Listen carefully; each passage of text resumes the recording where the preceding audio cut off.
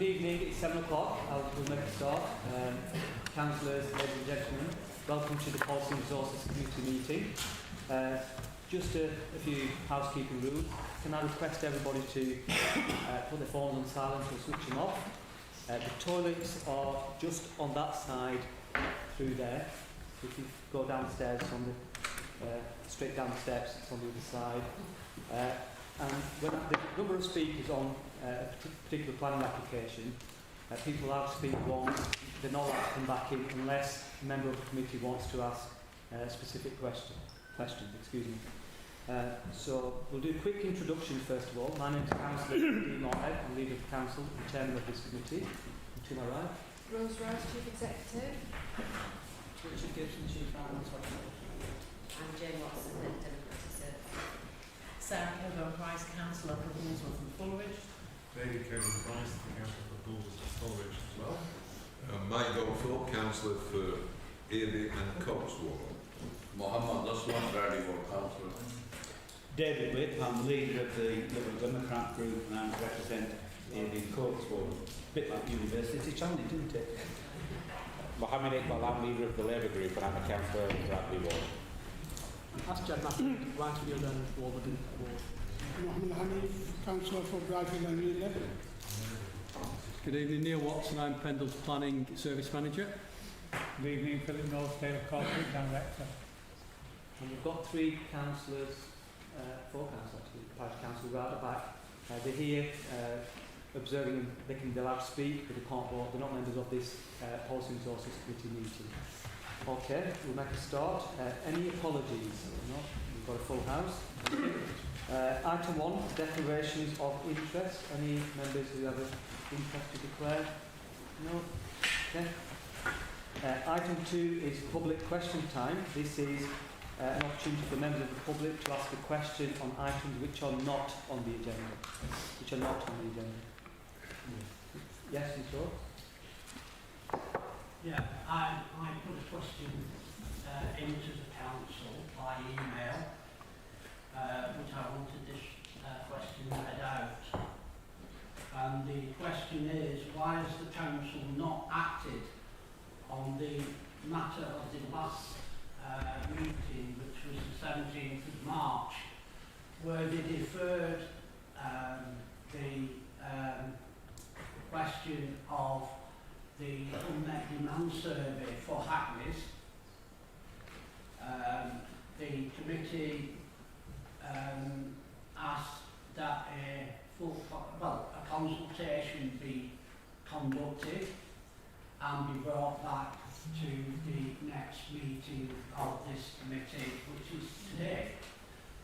That hasn't taken place, along with any move to rectify the position of the Hackney demand survey and put a meaningful consultation out for the purposes of gaining information, which could be done via the survey. I don't know how much the consultation would cost, but the main part of this question, it is a question, why hasn't the licensing department acted on this? And I don't want to hear, Chair, that it's complicated and we have to make sure that we've got the right question. This committee did this on the 17th of March. We're now going into June. I think this council is deliberately avoiding this, and I make it public now that unless progress is made on this, I will judicially review the council on this unmet demand survey and how this council has not acted on it in the previous years and not done what they should have done. I'm no longer wasting any time on this. It needs to be dealt with, and I think we need to ask the courts to intervene. Thank you very much for the question. yes, you correctly state that this committee did pass a resolution to that effect, as you've stated. I can also assure you the council doesn't have any intention of deliberately delaying it, as you put it. Our planning manager is here, who's over in charge of that department, and I'm sure Neil Watson will update us as to where we are. And I can also assure you that the survey demand will go out and the report will come back to this committee. Neil?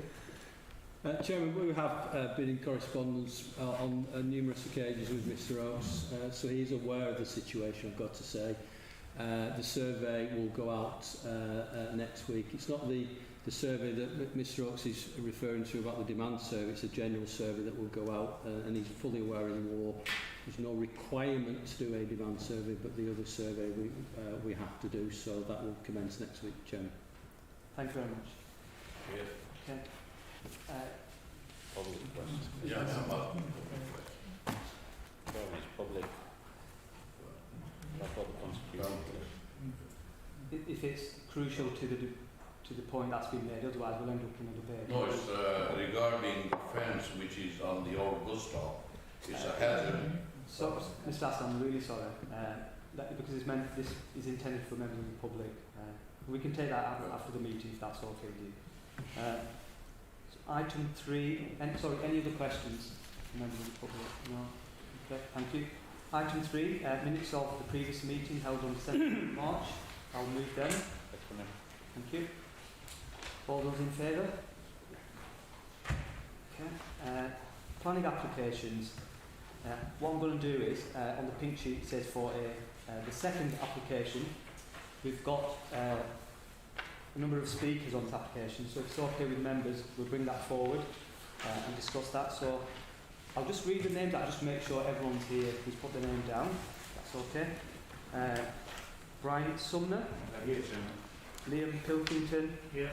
Jess Wilson. Richard Sanderson, I think. Is there a substitution?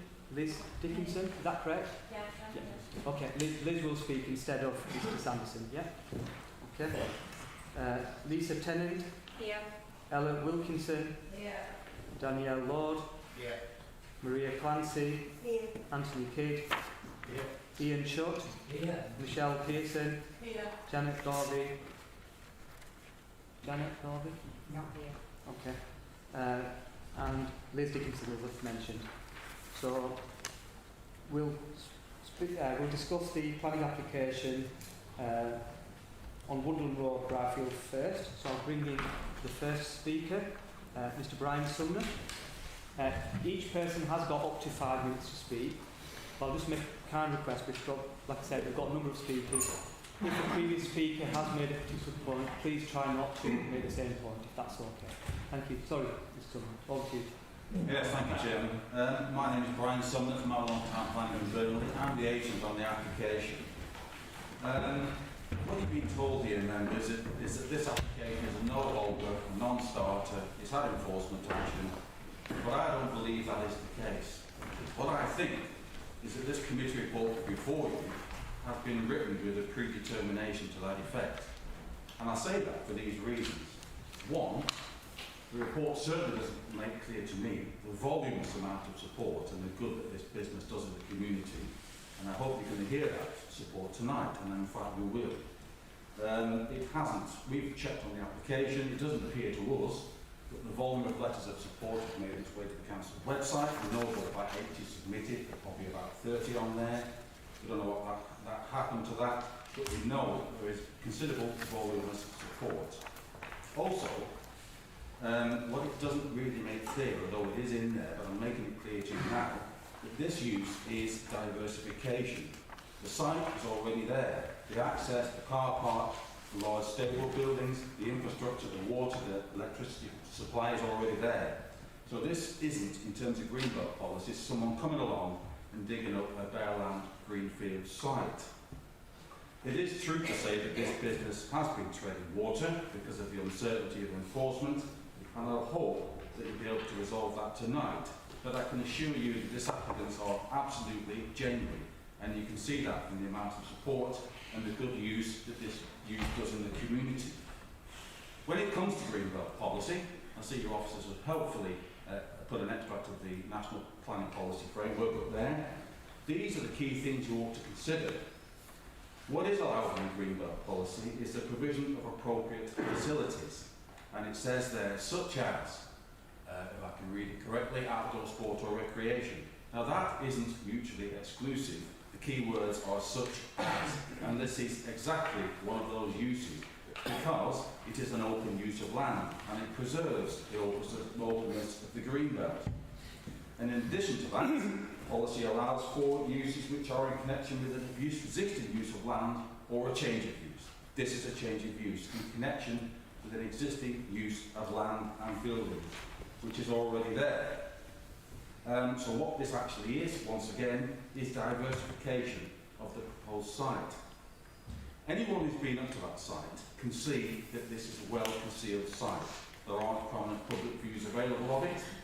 The proposed dwelling that we're asking for is very small, probably no larger than a small caravan, a small shed. It's timber constructed. It's located right next to the large stable buildings that's already there in the existing car park. Even if you could see it, which I haven't been able to from public vantage points, you will see it within the confines of that large building. On an existing site, that does not detract from the openness of the greenbelt. A couple of other issues which seem to be cropping around. One is this question of isolation. What isolation means is on its own, or apart from everything else. That here just simply is not the case. There are dwellings next to it. I can get to it from Brighfield Urban Accommodation within 2 minutes. That does not constitute an isolated position in the countryside that's detrimental to the greenbelt. What the judgment before you is a planning judgment. It's not a matter of law when it comes to greenbelt policy. You can either make a judgment to go for or against this proposal, but I hope that this committee will be proactive and support this business, which I expect Pendle Council to do. And if you want to support this application, I'm going to give you the reasons now. First, the site is not isolated. Second, there are very special circumstances here. The first is the specialist nature of this rehabilitation use. This is the only use not only in the district or the county, but the region. It is highly specialised and provides a unique service. And you'll see that from the amount of support that's been given to it tonight. That in itself constitutes very special circumstances. It's not one that's going to be repeated. It doesn't set a precedent. I can't imagine if this committee were to approve this application, this is going to lead to a flux of housing developments next door to it because the circumstances just don't exist for anybody else. Secondly, which I've already mentioned, there is the amount of support. Now, while planning is not a public opinion issue, it does show that this is a unique use providing a good service to the community, and that carries very special circumstances weighted into consideration. Third, there is no harm to the openness of the greenbelt. The infrastructure, as I've already mentioned, is already there. You will hardly notice the difference. This is an open use of land which will retain that open use of land. It won't lead to further development. Chairman, I hope this council is proactive and I hope you do support the recommendation of your area committee, which has already looked at this, and give support to this application and approve it tonight. Thank you, Chairman. Thank you.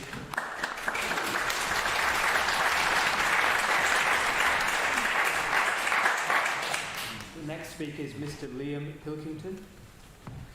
Good evening. I have never spoken in this sort of environment before, so forgive me. As a bit of background, I've been a rescue dog.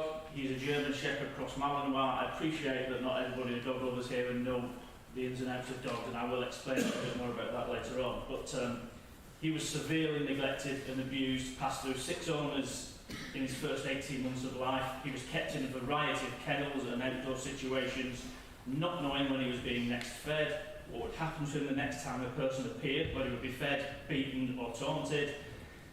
He bit his last owner, who was trying to train him very incorrectly as a protection dog, and he was taken in by a German Shepherd Dog Rescue North East up in Northumberland. Otherwise he would have been put to sleep. It was from there that I got my dog.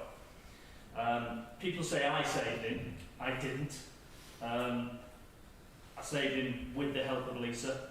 Her constant reassurance. I mean, I'm an experienced German Shepherd dog owner, but still, he was a handful.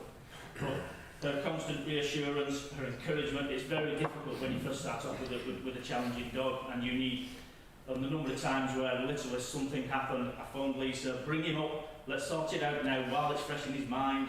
It's very, very important, especially in the early stages.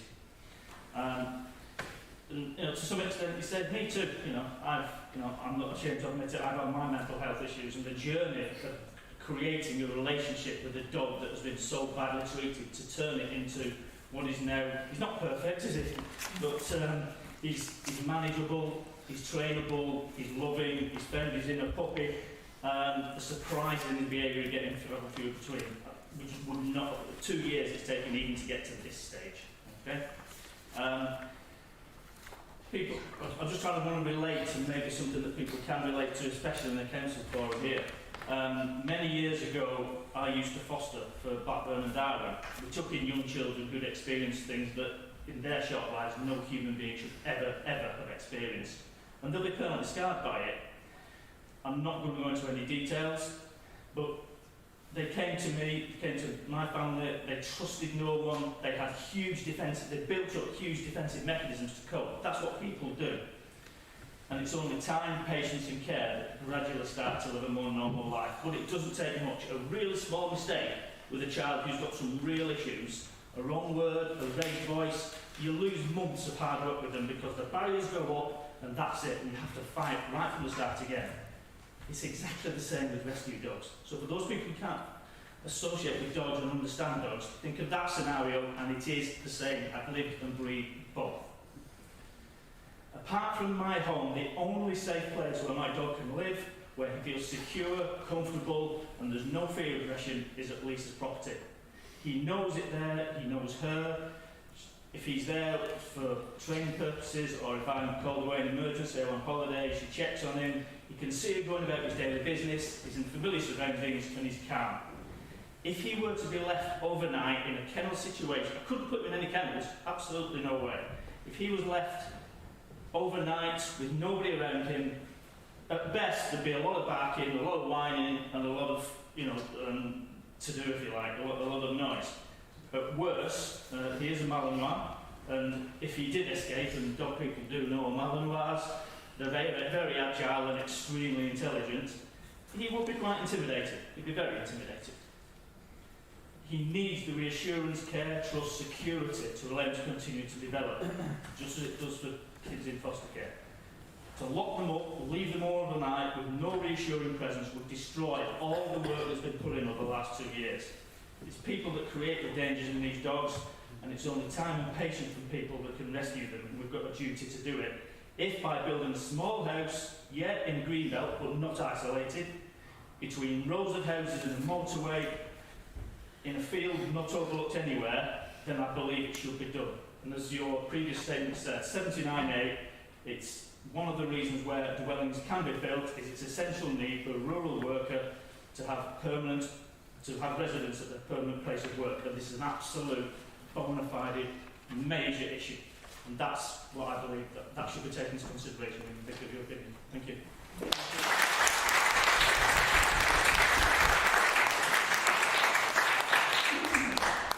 Thank you. The next speaker is Jess Wilson. Yeah, that's me. So I first met Lisa when my Labrador was thrown out of every puppy school in Burnley for being too bouncy and too intelligent, apparently. And we just kept telling, no, there's no training that we can do. So I kind of stumbled across Lisa as kind of a last chance saloon, because what do? I'm an animal lover, I've trained horses for years, I don't know what to do with this dog. It's a family pet, and he is being naughty. So Lisa and I have both slogged and worked so hard with this dog, and he is now the most incredible family dog. I have an 8-month-old baby at home, and he is absolutely incredible around him. And I cannot thank Lisa enough for the hard work that she's put in with this dog. But what would he have done if we hadn't had Lisa's help? We were just left on our own to deal with this dog. We've been to veterinary recommendations, people had said you need to try different drugs and things like that and try and sedate this dog. He is just super intelligent. He can kind of search cheese out any of your pockets within a second, and also other things. We are all really well aware of the fact that COVID lockdowns brought the biggest surge in dog ownership, and these are new people that have never had a pet, let alone a dog. Which for me, not only as a dog owner, as a horse owner, I've been chased by so many dogs this past kind of winter, and also as the dog ownership has become so popular, dog prices have trebled overnight, and therefore also dog theft. I mean, there was a state where I wouldn't even walk my dog on my own because I was scared that he would be stolen. And these dogs that Lisa are training, as well as being kind of, whilst they're undergoing training, perhaps aren't super valuable, but once they have received the right levels of training, they are very valuable, and criminals know this as to a fact. I know, as a dog owner myself, that I will not send my dog to any facility whatsoever where the owners are not on site 24/7. And that for me isn't based upon my dog being aggressive or anything. It is down to the pure fact that I know I need somebody there as security. But also my dog has developed an anxiety problem. So because I've been working from home over the lockdowns, he needs me there. If I'm not there, he barks. I am limited to the amount of time that I can leave the home, which is something that I'm working on. But I wouldn't want him left to just bark and kind of disturb anybody around as well. As for dogs that are undergoing rehabilitation, you have many of these dogs that are also, as I said, mentioned before, highly valuable, but also they're kind of very vulnerable people. You think of that kind of fostering scenario. These are the people that we need to protect. And if they are kind of taken into the wrong hands or kind of somebody tries to break in, that's where they can be very intimidating and accidents can happen. But also, as my final point, I am a horse owner and there are horses also on that site. And again, as a welfare point of view, somebody needs to be on there that not only security, horses go missing, but also the insane amount of people that in the past kind of 6 months, people have been killing horses with kindness by feeding them things like grass clippings over the walls and the hedges, and the average kind of colic bill for a horse is around £15,000. But not only that, you have to act on that within an hour or so, else that horse's life is completely gone and endangered. And that kind of is my points so far.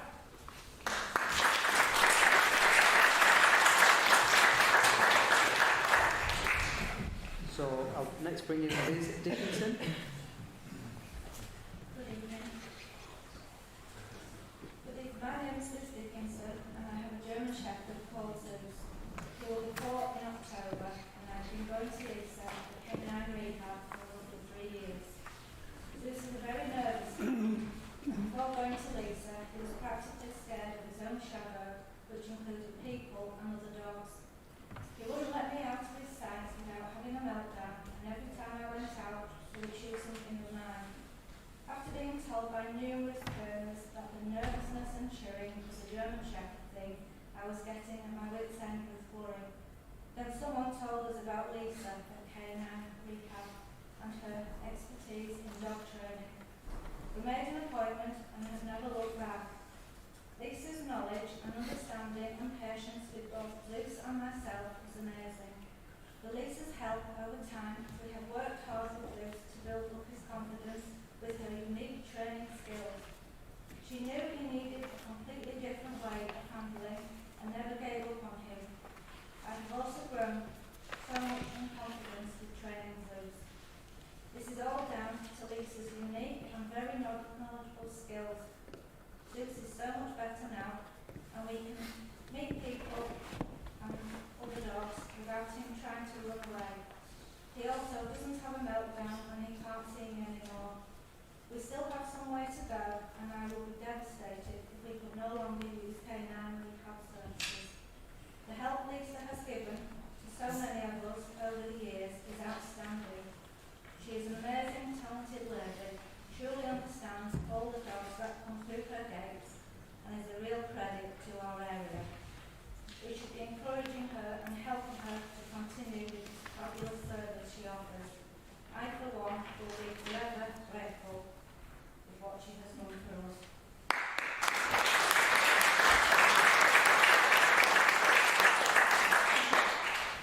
The next speaker is Lisa Tennant.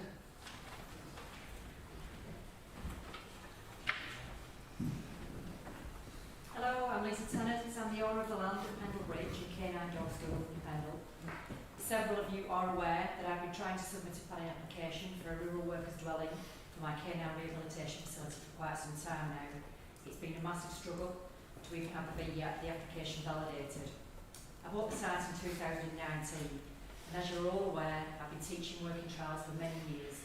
Working trials, in case nobody's aware, is a civilian method of military training which is made up of extreme obedience, agility, tracking and protection work. Many of the dogs that attend go on to work in a variety of roles, many of them professional dogs. They include drugs and firearms detection and personal protection dogs. My gates have been open to so many amazing people with their wonderful dogs, from antisocial to aggressive dogs, anxious, tracking, rescue, service dogs, dogs with every issue that you can imagine. I'm often the last hope for these dogs before they're euthanised. And all of these dogs that have come through me have gone on to live happy lives regardless of the circumstances that came to me in. In 2019, I had 2 visits from Keith Stevenson from the council, and I did ask if I needed permission to run the dog school from there, and I was told that I didn't need the planning for the one-to-one.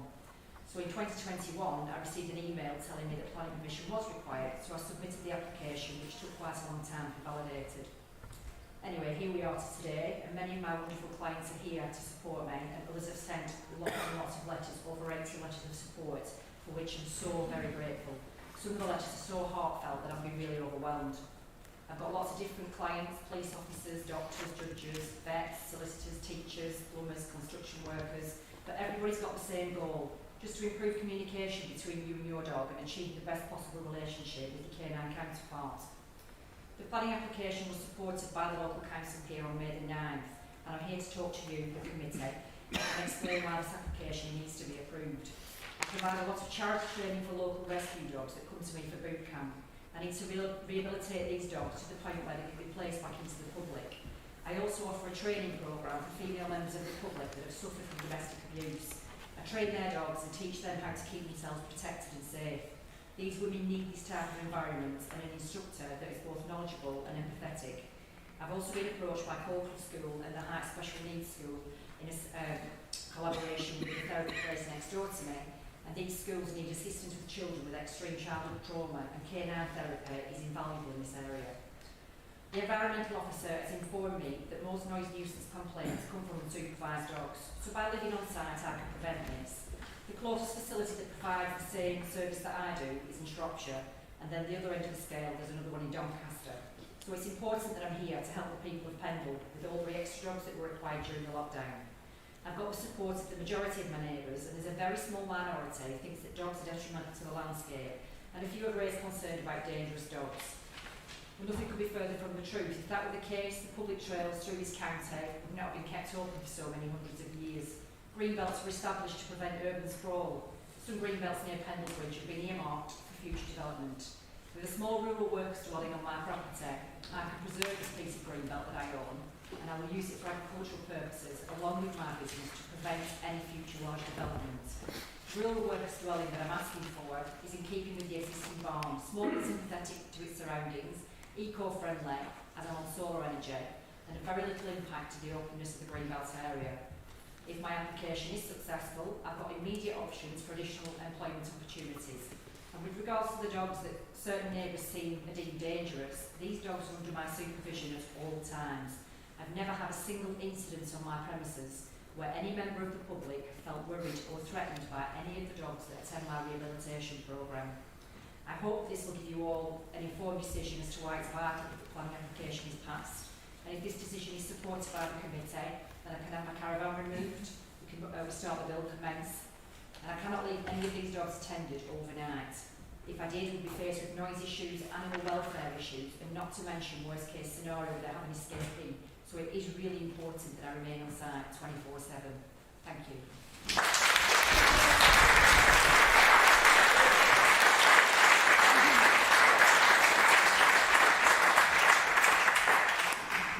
Ella Wilkinson. Ella Wilkinson. My name is Ella. I've been attending training at Canine Rehab for about 18 months now. Over the course of being taught how to train my own dogs, I've also been learning how to train other people's dogs that have various issues.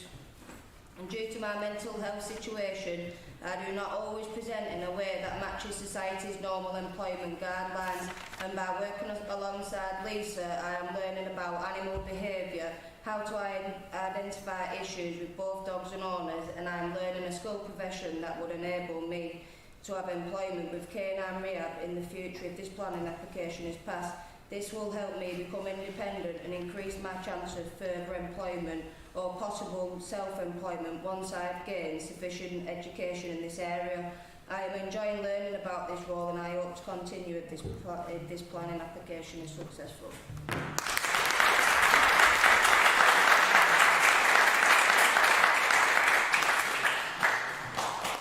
Danielle Lord. Hi, I'm Danny. We met Lisa about a year ago. We had an animal who was wildly out of control. I've kept dogs for 30 years and never have had a dog that could be under control. We literally got to his wit's end. We took him to Lisa. We out Lisa, I'm afraid to say, I think I'd have to rehome, which brings me on to the bigger issue. I brought up two names last time I was here. There was Jack Liz, aged 10, killed by a dangerous dog that was rehomed. Bella Ray Birch, 17 months, killed by a dangerous dog that was rehomed. Since then, there's another name on that list. Daniel Twig, 3 years old, killed by a dangerous dog. For 20 years, I've worked for Land Fire and Rescue Service. In that 20 years, I've saved a number of lives. For me, that is something very special. This is your chance as a council to do something very special. It said in paragraph 147, under very special circumstances, we can grant planning. This is your chance to do something very special and save a life. I implore you to do something very special. That's all.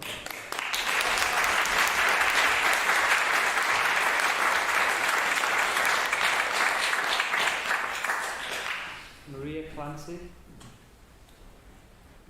I'm Maria Clancy. I've been working in the legal industry for about 30 years, and during that time I've also lived in the countryside and also like all the other speakers, and so green belt and rural areas are very important to me. Living in East Yorkshire, I was subject to a home invasion, and after the home invasion, the person came back just to stand and stare through the windows at me. The police who came out didn't actually bother to log the incident, and so later, when that assailant held somebody at knife point near the back of my house, there was no record that I'd ever raised a complaint. So I decided to get a dog, but I couldn't go through the puppy stage. I wanted a dog that had protection capabilities, but I couldn't afford that. So I rehomed a Doberman, a 5.5-stone Doberman who weighs just a little bit less than I do. And I needed him to protect me, so that not only did I feel safe in the house, but I could go out as well, but without him being a liability, because I wouldn't have the strength to hold him back.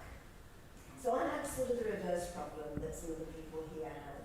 My dog was absolutely not dangerous, and he was super friendly all of the time. What he needed to learn was how to give the impression of being a protection dog without having any issues that I couldn't control. We have numerous trainers in East Yorkshire, and I was told that what I needed wasn't possible, and that this dog was really not going to be any good at all for that. Prior to my getting him, he'd been kept for 7 months in boarding kennels, and those boarding kennels, whilst expensive, was just one room for him to be in all of the time. It had nothing in it except water, because in his board and he'd eaten it out. And so now for him to be left is not a possibility without causing more issues or exacerbating issues that he's already got. The vets, Stanley House over in this area, because I've kept horses over here for a very long time, told me about canine rehab. And so I would travel all the way from East Yorkshire to this facility that I believe this council should be enormously proud of. If I were this council, I would be actually marketing the fact that you have a facility like this for people like me, so that they can feel safe. And for the people that Lisa helps, who've got dogs that could make people feel uncomfortable, she keeps them safe too. So I do hope that this particular council realises that they have something that I had to come all the way from East Yorkshire for, regardless of the fact that there might be a facility in Doncaster. I came here. So, as the previous speaker said, please do something very special and keep some people safe.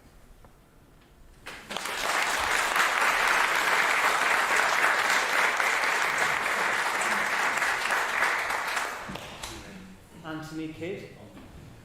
Chairman, my last minute speak on that half. Not a problem. He's left his glasses at home. Fine. Good evening, I'm Anthony Kidd.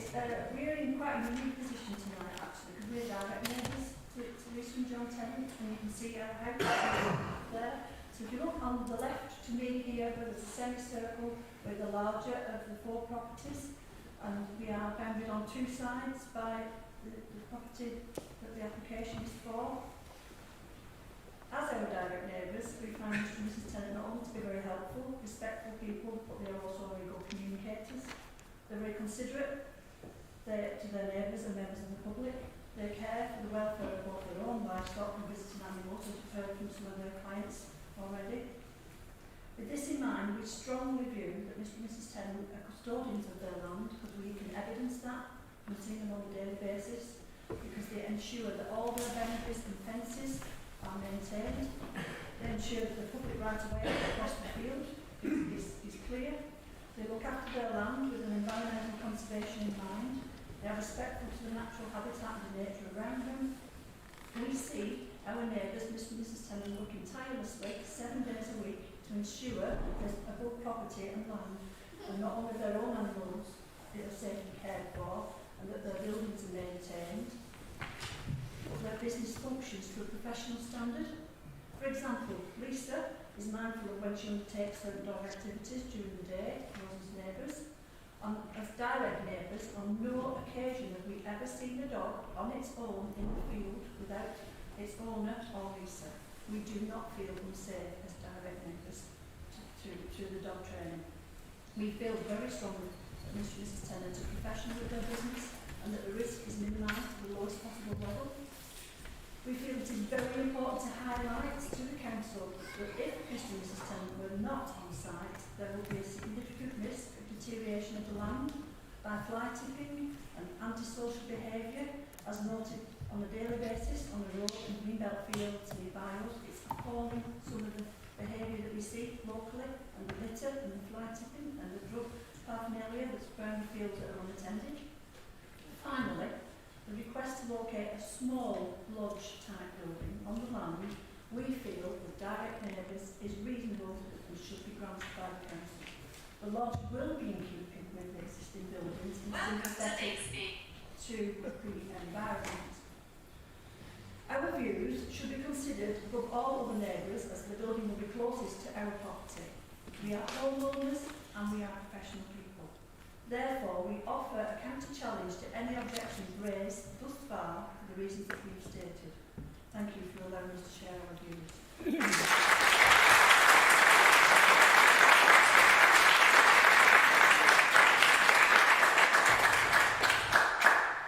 Next speaker is Mr Ian Shutt. Hi there, I'm Ian Shutt. Thank you for giving us this opportunity to speak. I'm a neighbour of Lisa and John. My property directly overlooks the applicant's site. When the lodge will be built, we are probably the only neighbour who will actually see it. I want to state now we have absolutely no objections whatsoever. Words fail me with this. I'm so upset about it that we're actually at this stage now. This should have been passed years ago. It's outrageous how this has gone now. The facilities they provide, the service that they provide to everybody is outstanding. The tragic events of the last few weeks highlight the absolute social need for this facility to be here. Regarding Greenbelt, which I'm a lover of and I fully support, they are protecting the greenbelt. There is no impact on the greenbelt from this application. If they get ejected off there, what is going to happen? We're going to end up with something. We could end up with loads of containers parked behind or where the dog site is. There could be all sorts of old paraphernalia. It could turn into a pig farm. That would be detrimental to all the neighbours that live there. It's an absolute tragedy if they get removed. And I really cannot urge you enough to do the right thing tonight. Please, let's pass this application. It is so needed. Thank you.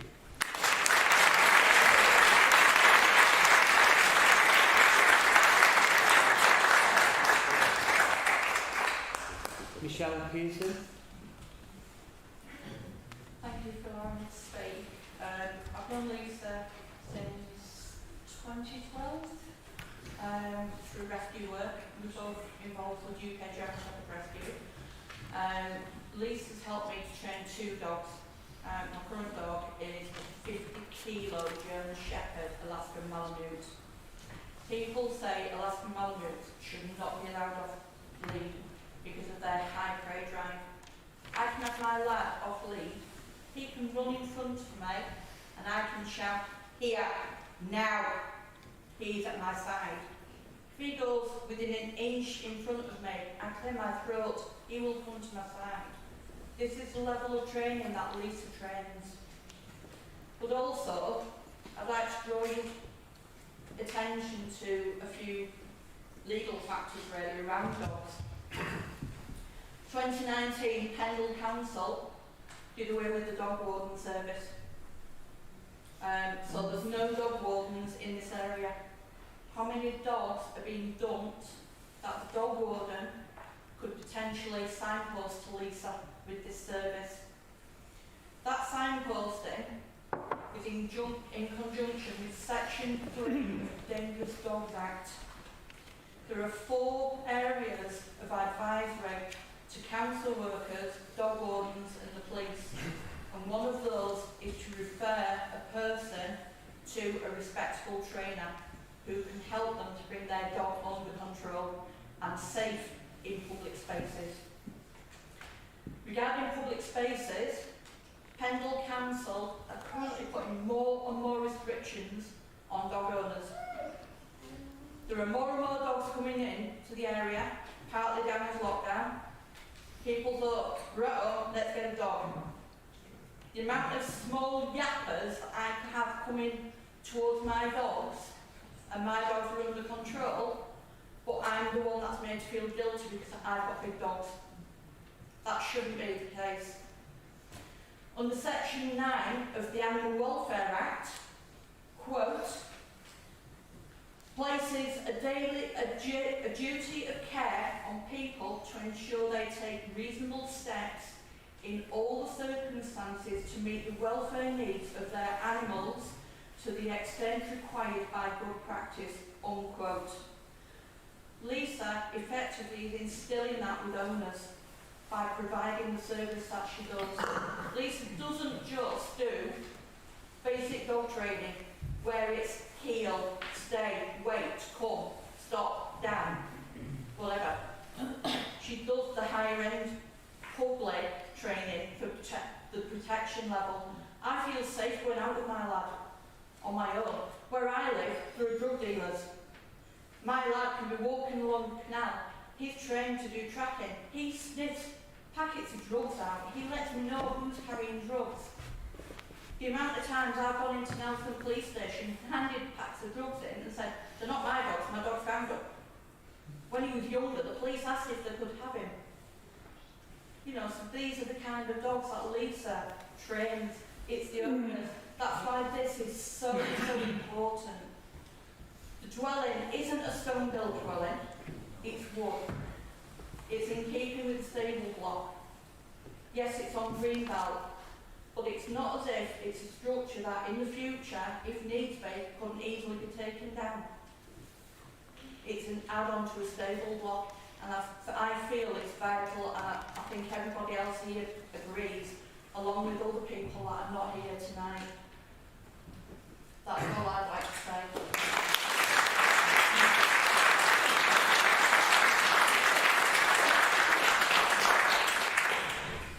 speaker on this item is Janet Garvey.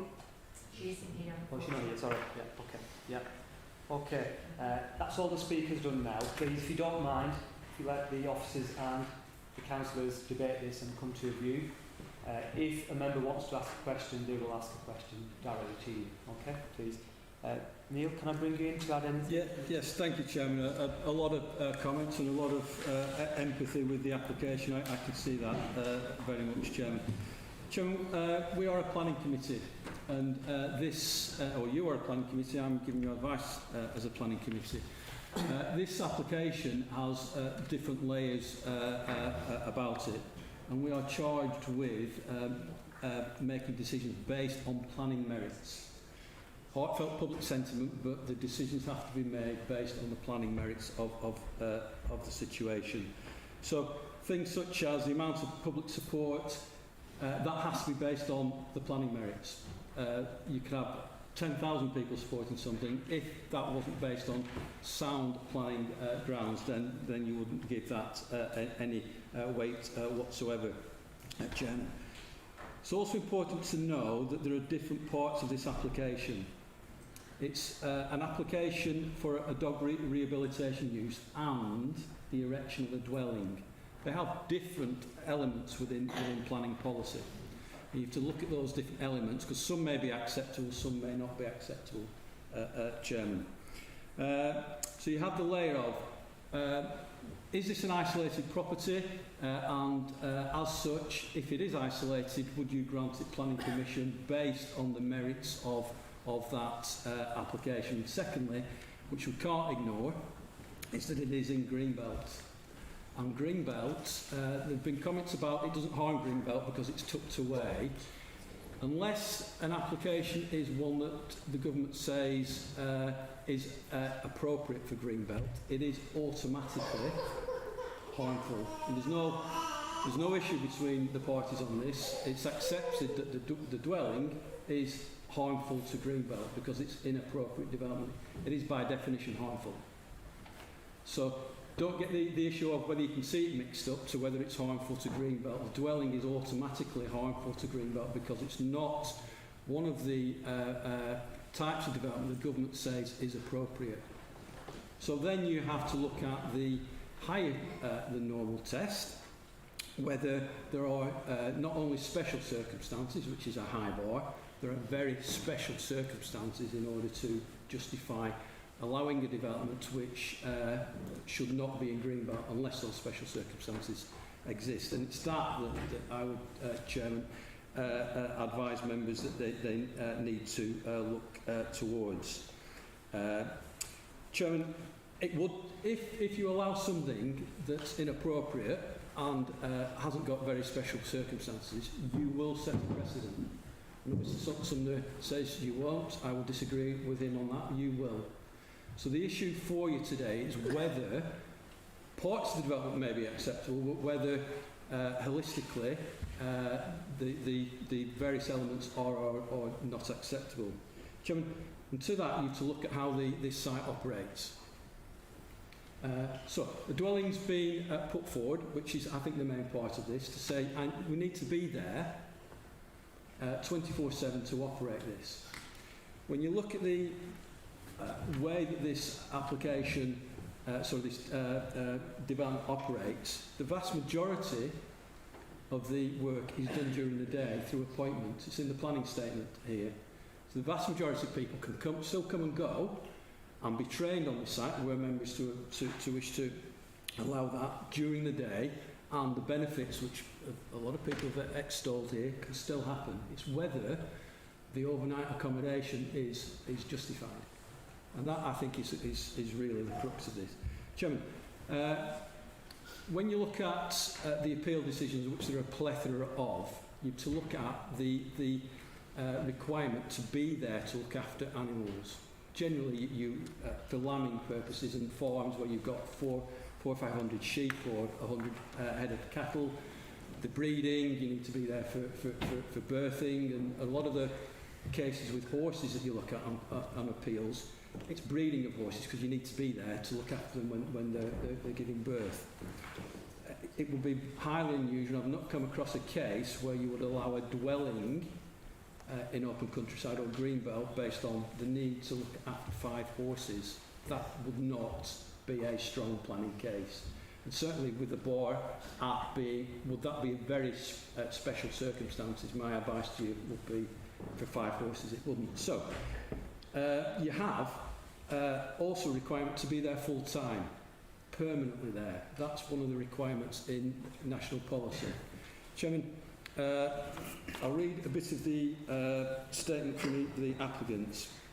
The site has a large barn and used partly for the stabling of the applicant's horses in winter months and partly for the dog rehabilitation use. So it's a part use of that you're looking at. The maximum number of dogs that will stay on site, not at the moment. There's 1 kennel on site at the moment. That is the level of use. So to justify the house on that land, you have to make sure that you're confident that looking after a dog or up to 4 dogs, which is the maximum, on its own overnight justifies a house in Greenbelt, and that constitutes very special planning circumstances. So I won't be popular in saying this, but I don't think it goes anywhere near the bar that you would have to get over to justify departing from national policy and allowing a house in Greenbelt to look after partly for part-time parts of the year for dogs overnight. And that's the crux of, because during the day you do not need a house on site to operate the business during the day. That can quite happily go ahead without the need for residential accommodation. And that's what I advise you to concentrate on in terms of the house, the justification for that. I've heard what everyone else has said, but ultimately it comes down to do you need to be on site 24/7, and ultimately do you need to be on site to look after 4 dogs overnight? And Chairman, if you do come to that conclusion, and that is very special circumstances, that's your yardstick for anyone else coming along to look at development in Greenbelt, and that's the precedent issue. Thank you, Chairman. Thank you, Neil. Can I just take the opportunity of thanking all the speakers who've taken the time out and contributed to this discussion and this debate. And everyone spoke really well, really eloquently, and put your points across really well. Before I open it to the room, I've just got 2 quick questions, please, if that's okay. The 2 couple of points you mentioned, Neil. One was about the overnight accommodation, and the point is, I think the question you're asking is it necessary? Yeah. That's the point I think you're making. And the second part is about the service and the special need or special circumstances around the use. In terms of what's been put forward, the case from all the speakers, in terms of the use, it's a very unique service that's been provided. It could be argued it's there for the public safety, to train the dogs, and there's a genuine need, as we can see, from the community. That service. Would that classify as special circumstances? Chairman, the special circumstances would be for the inappropriate development, which is the dwelling. Chairman, how this operates, and we look very carefully at this statement, is that it's an appointment system. People come to the site, be trained, specialist training, and not questioning that whatsoever. Specialist training, they get and go away from the site. Chairman, that does not need a residential presence on site. That can operate by, like any of us, coming to the place of work, working, and then going away to your home at night. Okay, thank you. Okay, members, we'll open up. Sarah? So Neil, just to clarify, in terms of the use case for the site, you're happy with the dog training on this site in the Greenbelt? No, Chairman, I'm not with that either, Chairman.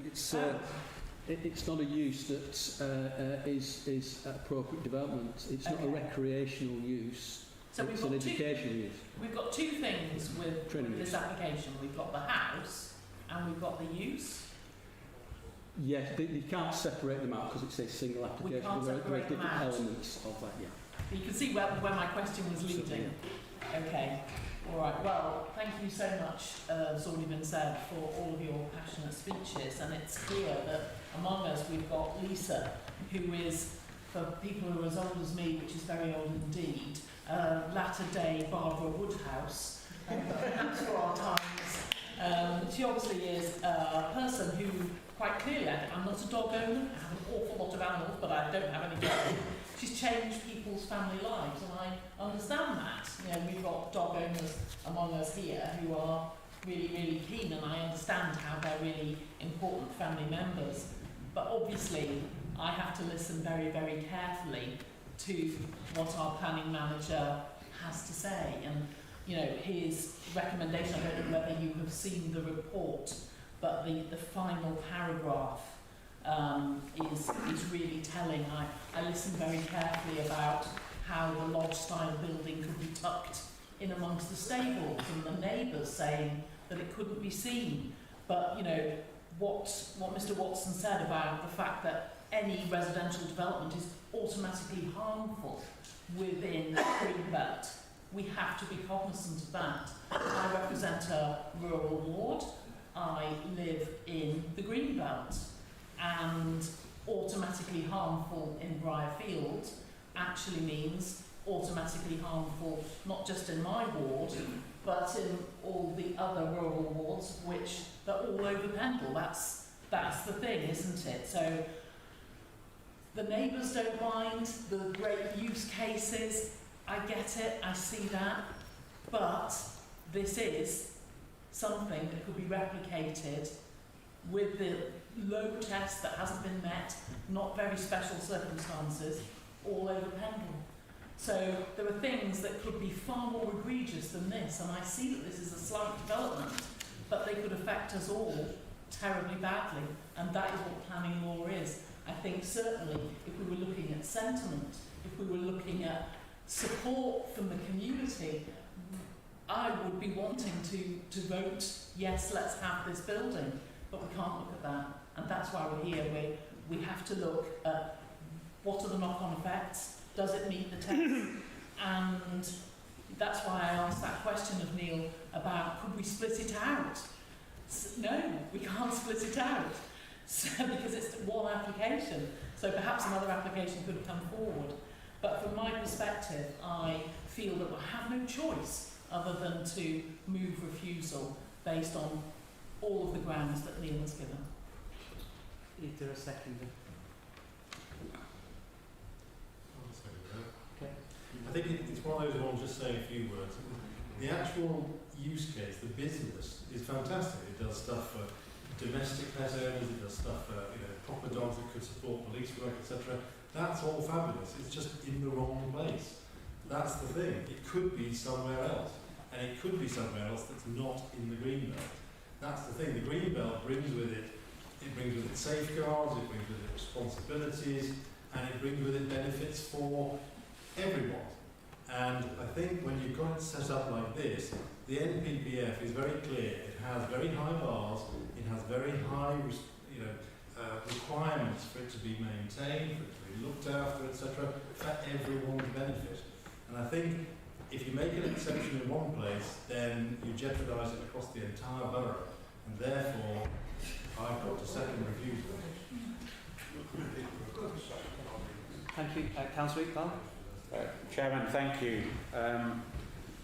We were here a few months ago, and Councillor Mr. Corbyn-Price says that it's in the wrong place, and we heard the last application that we dealt with was in the wrong place, so I'll come on to that in a second, but can I just ask a few questions to Neil, and then I've got a question for either Lisa or Brian, if you're still here.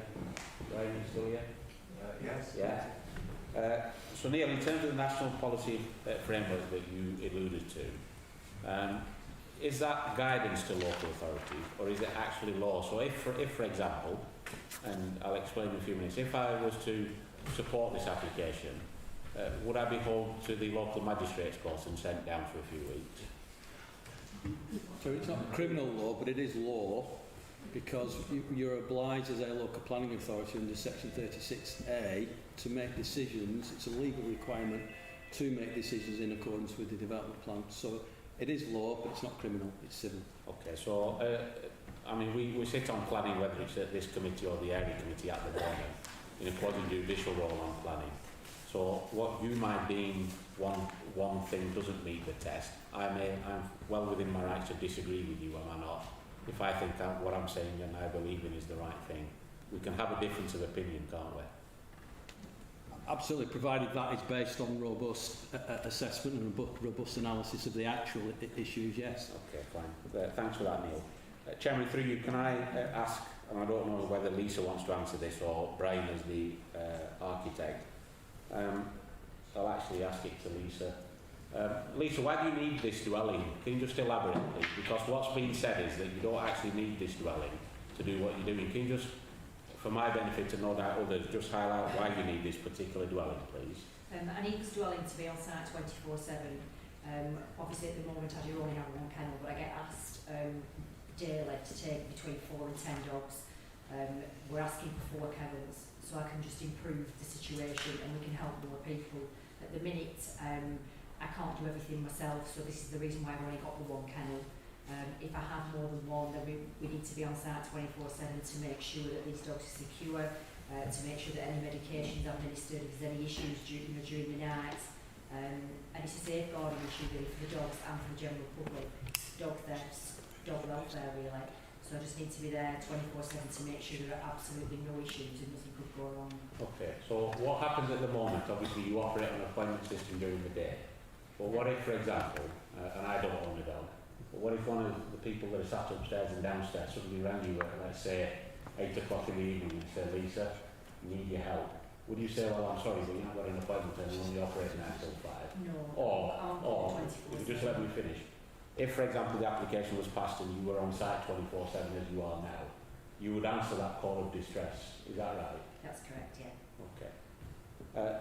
Chairman, I supported this application at the area committee, as did the majority of councillors that represent that particular area. But I think one of the speakers said, do the right thing. And I take on board what Neil says, respect Neil for his professional opinion. And I noticed that nobody clapped him. And I don't think he gets many applause when it comes to these meetings. But I heard the passionate speeches on the 9th of May at the area committee, and I've heard him again this evening. And my view hasn't changed, Chairman, because I think that in terms of the special circumstances, it's okay for Councillor Mr Coburn Price to say that it's in the wrong place. My challenge back to him would be is that where is the right place for this type of thing? I think this is the perfect place for this type of thing, because the last thing that I would want as a local elected member is K9 Rehab to be relocated to Nelson Town Centre, or Brightfield Town Centre, or Combe Town Centre, or Von Oldwick Town Centre, and Lisa doing some of the things, that the fantastic work that she's doing. And you've heard testimony. People don't come to this council 2 nights on the trot. They didn't come on the 9th of May in numbers, and they've not come again tonight simply because Lisa's told them to come. They've come because they believe in something passionately. And my belief is that I would much rather sign with them because, as your good friend, Michael Gove, has time and time said to people, and he lauds it in the media, that planning is community-led. Well, if we reject this application tonight, my view is that this council sends a message directly to those people that we represent that we're not community-led. We're led by simply planning law, planning guidance that's set down by government, because government, Michael Gove, and I use Michael Gove as an example, but could be any government. What's good for London isn't good for Briarfield. What's good for Briarfield isn't good for London or anywhere else in the country. So, Chairman, I'm going to move that we approve this application. And I think that this council needs to be proactive, as one of the speakers said, work with local people. And she's doing a fantastic job. I've never met Lisa before in my life, so I can't stand here tonight and sing her praises because I don't. But I've listened to people who, some of who I know, have spoken passionately, and I'd much rather believe them in this cause than believe what government are telling me to do. So I'm going to move that we approve this application. I would urge members to support it. There's a couple that have moved refusal. I would urge members not to support that refusal, but support approval. And the final point is that, does it set a precedent? Well, we've had a number of occasions in this council, on a number of occasions in the past, where committees overturned what officers have said. And has there been a precedent? Well, there may have been on 1 or 2 occasions, but if, for example, a similar application for a similar type of thing comes before me and it's in, for example, Balmoldswick or Corn or in Nelson, then I will make my judgment based on that particular view. If it's a case of this application sets a precedent and we might as well not bother with planning, well, that's a risk I'm prepared to take, Chairman, but tonight I'm going to support this application.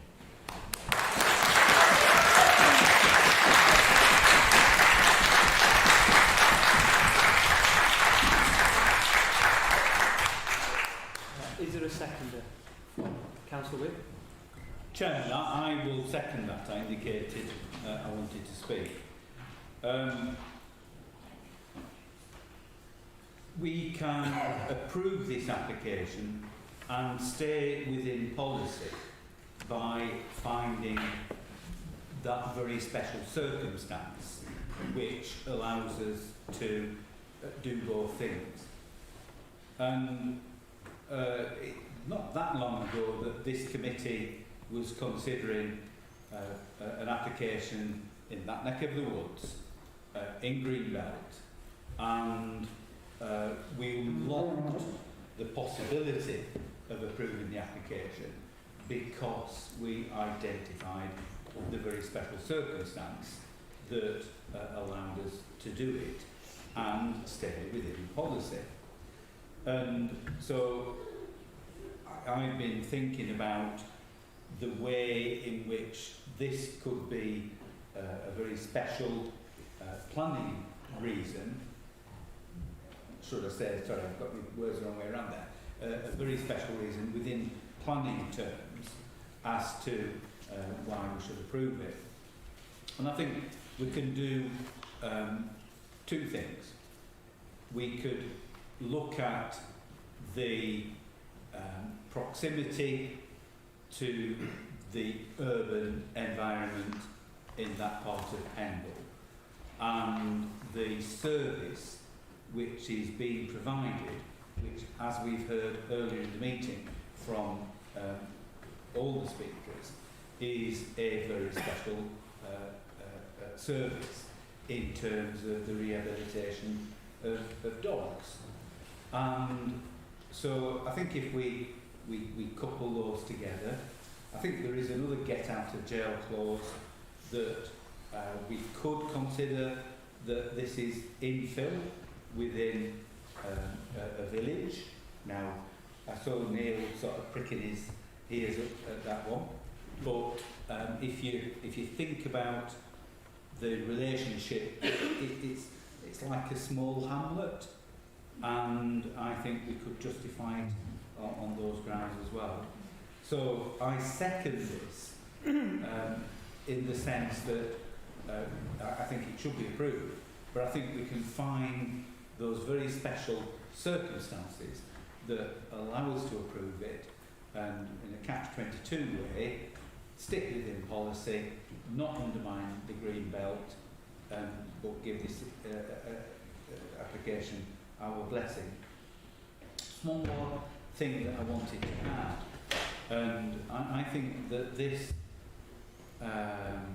what's happened in this meeting tonight, exemplifies why Councillors Cobb and Price, and I've referred to both of them there, the mover and seconder of the proposal to refuse, why they are pushing and have pushed and successfully pushed to centralise the planning decision making processes within Pendle Council. No, I think it's relevant, Chairman, because what they want to do is slavish adherence to policy as laid down, and not having that local input which allows people to find a wriggle room that allows things that should be approved to be approved. And I think this is a perfect example. So I'm happy to second on the basis that we can justify this in finding the very special circumstances.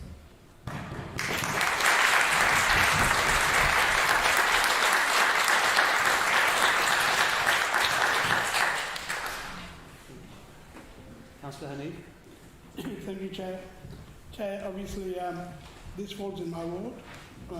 I've been to see it and I know it quite well. This is one of the very few applications that comes along that is all positive. The neighbours don't complain. Normally we get a lot of complaints from neighbours. There's no litter. Highways are not complaining. Who's complaining? You know, the building is not standalone in the middle of a field. It's next to other large buildings. And it's a small building next to a larger building. From a distance, you don't even see it. Okay? So I know it's green belt, but you've got to look at all the other issues as well. And then the key one is, it's a very specialised business. Are we, Pendle Council, saying we don't want specialised businesses here? Go to Blackburn, go to Great Harwood, go to Bacup. Any specialised business we don't want to hear? And that's the message I'm hearing. And that is something that concerns me. We as Pendle Council should be attracting business, specialised business. And if you look at the engineering sector, Mr. Chairman, we have very specialised business here who work in the aerospace industry. And how do we accommodate them? And that's why we've got so many. If you go towards Northwick, there's very specialised businesses here. Some are now opened up in Cone as well, and they've been there very successfully. So what I'm saying, Mr. Chairman, is that we need to look at it from a strategic, very positive promoter area. I mean, the other thing is that the materials they're using is wood, logs, environmental friendly. You know, so everything I've looked at, which normally when applications come for housing and buildings and things like this, we start looking at the materials. So everything here, Mr. Chairman, is, to me, is very positive. Now,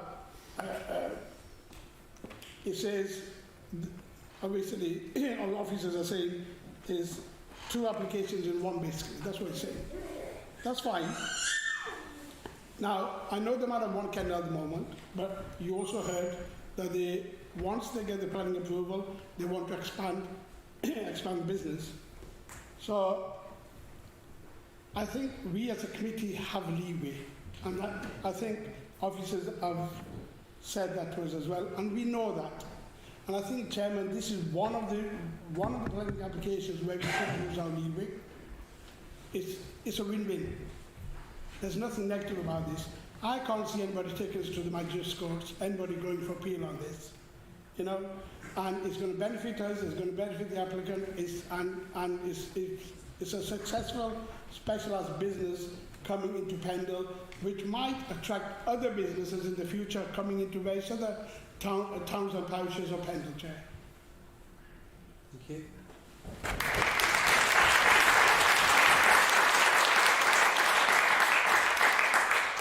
Any other speakers, members?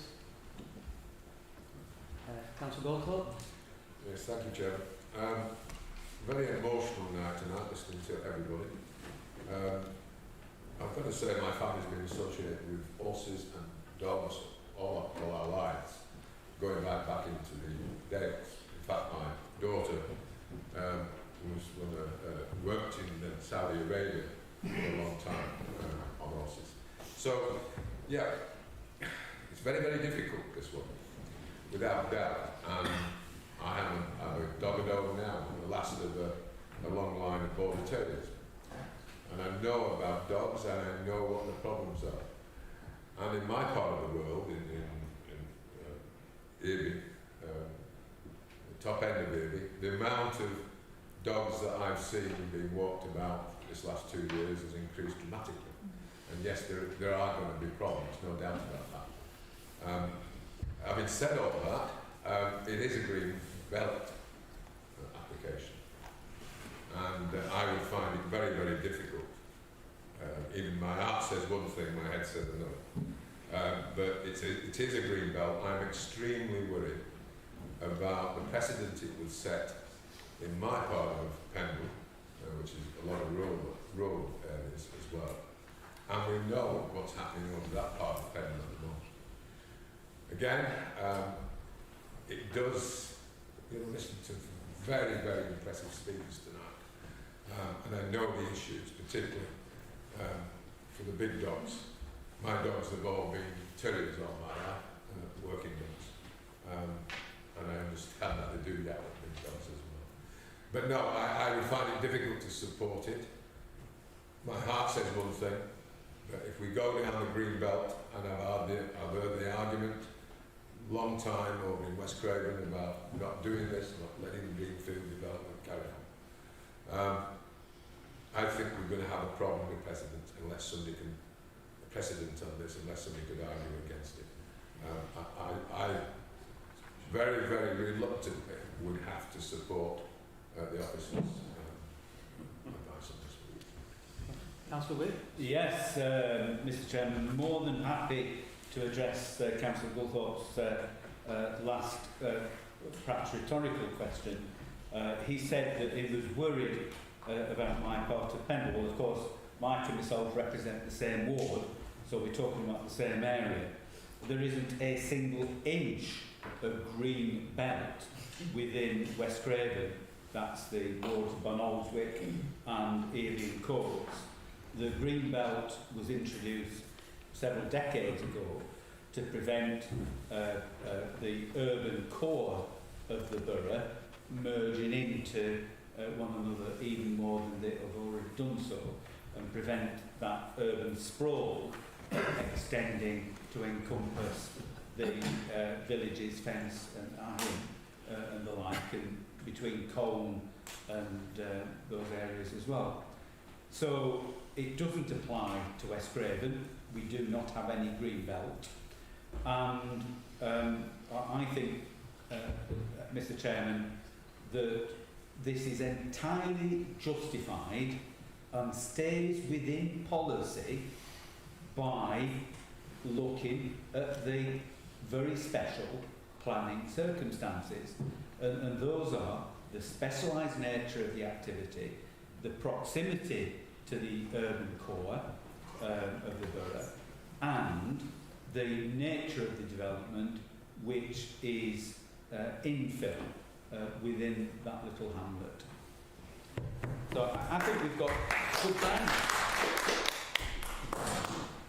Councillor Chairman, just very briefly, and I'm not putting words into Neil's mouth, but Councillor Mrs Colwyn-Price opened with the case of that the rehab of dogs would be acceptable in a roundabout way, and had she had her choice, and I'm paraphrasing now, is that I think she would have supported that bit of the application if it was split, but maybe not the dwelling issue.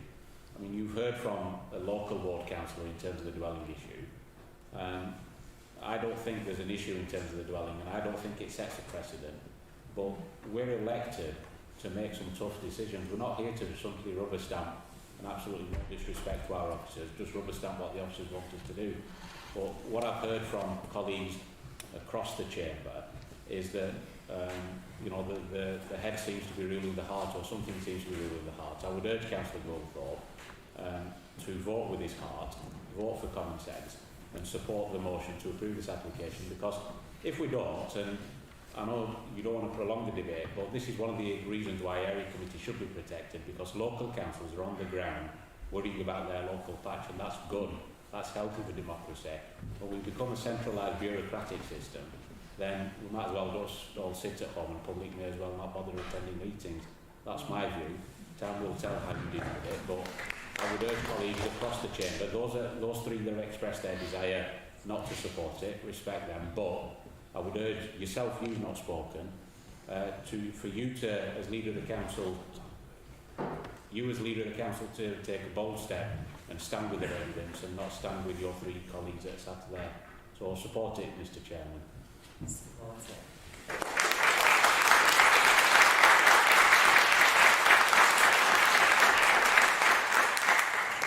Just address some of the points which have been raised. I'll bring Councillor Tom with shortly. Thank you for the encouragement from Councillor Iqbal as always. I think we're here to make decisions for Pendle, and we have to, Councillor Iqbal talked about making tough decisions. I think if Councillor Sarah Corbyn-Price or David Corbyn-Price wanted to make simple decisions, we just simply go along with what the residents are asking for. But they're entitled to their opinion. I'm not saying I disagree or disagree with them at this stage, but people are entitled to their views. People have got different opinions on planning applications, and I, for one, as leader of the Conservative group, don't ask or tell people what to do. They have a free vote, and they're entitled to vote whichever way they wish on planning matters particularly. we're talking about a bureaucratic system. Is this a bureaucratic system? Totally disagree with that point. We've got so many residents who've been here this evening, who've spoken, we've listened, and that is what democracy is. And then it's for elected members to make a decision. People may agree or disagree with whatever the decision that will come from this meeting. And I think just picking up a couple of points about specifically West Craven was mentioned, Councillor Wick touched on this. Councillor Wick mentioned that they don't have green belting in their area, but there is green belt in other areas. We're here setting policy for Pendle, not for West Craven, with due respect to my colleagues. So I'll stop on that note and we'll bring in Councillor Tom Whip. Thank you, Chair. I'm a councillor representing part of West Craven, so I'm going to base my argument now.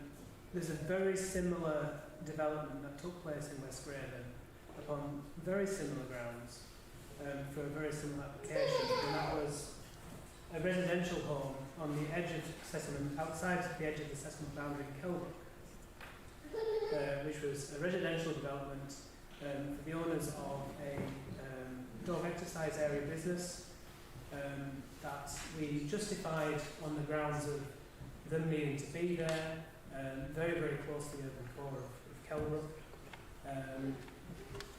and being that it's connected with business that you could then be tethered to and would not constitute a extension into the open countryside for future development. Chairman, the only difference I see with that development in West Craven, which there is already precedent for now, is the greenbelt element, and I do think there's ground for special circumstances for that to extend here as well.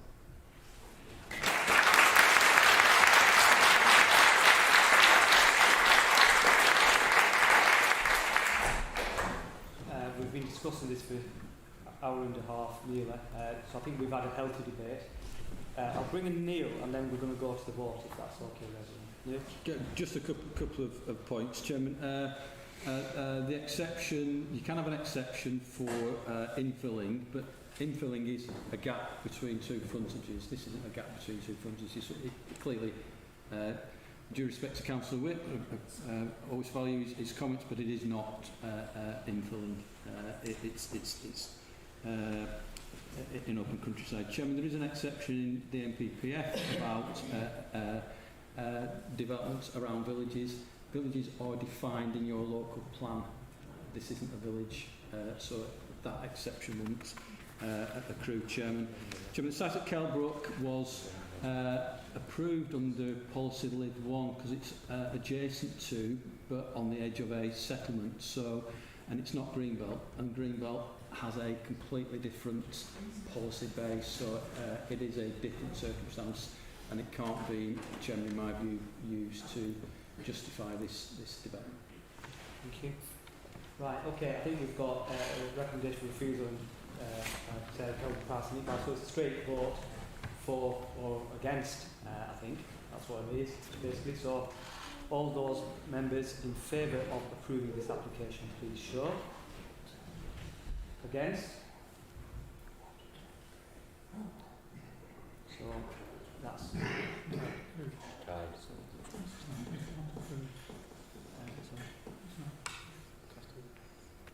it's not. Can we vote again? Can we vote again?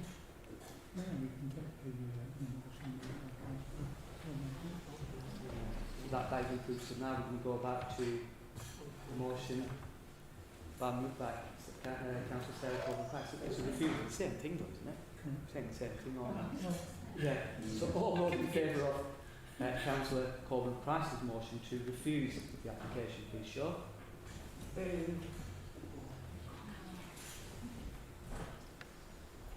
Against? Can I just make a comment? It's tied Yes. again. Is it? Yeah, I've voted for refusal and it'll remain that way. Refusal.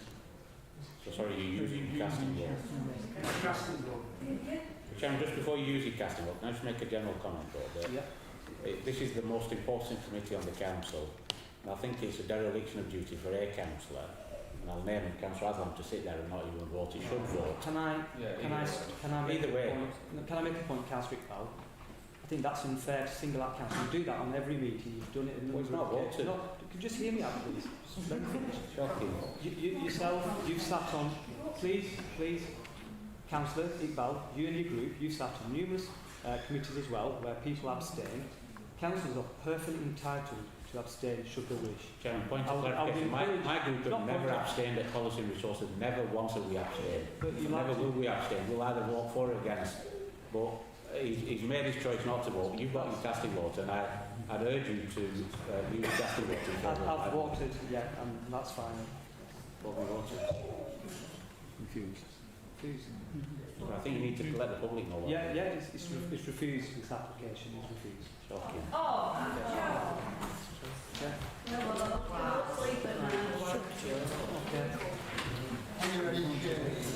Thank you. Shame on you. Shame on you.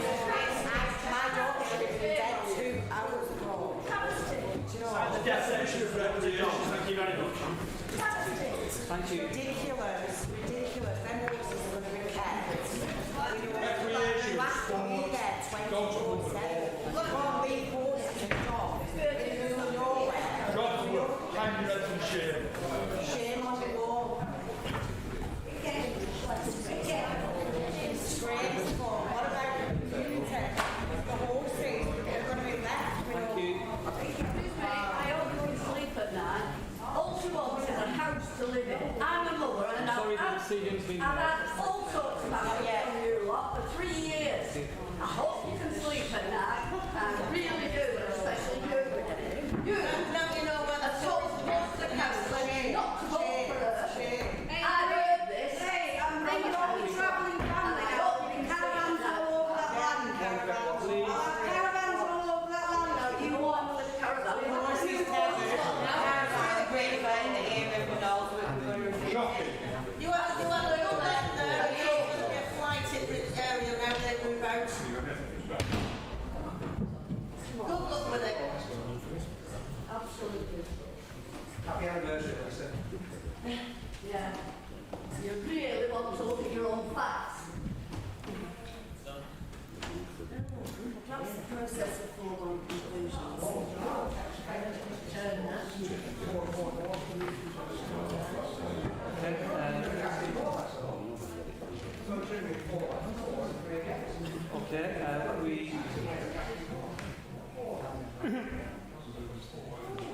Right. There's another planning application from the gentleman, Mr. Khan, I believe is sat here waiting for his planning application. So we'll take that I'm next. sorry, Mr. Chair, I can't hear what you're saying because there's too much noise out there. Okay, that's fine. Everyone's come down. Right, okay, thank you for that.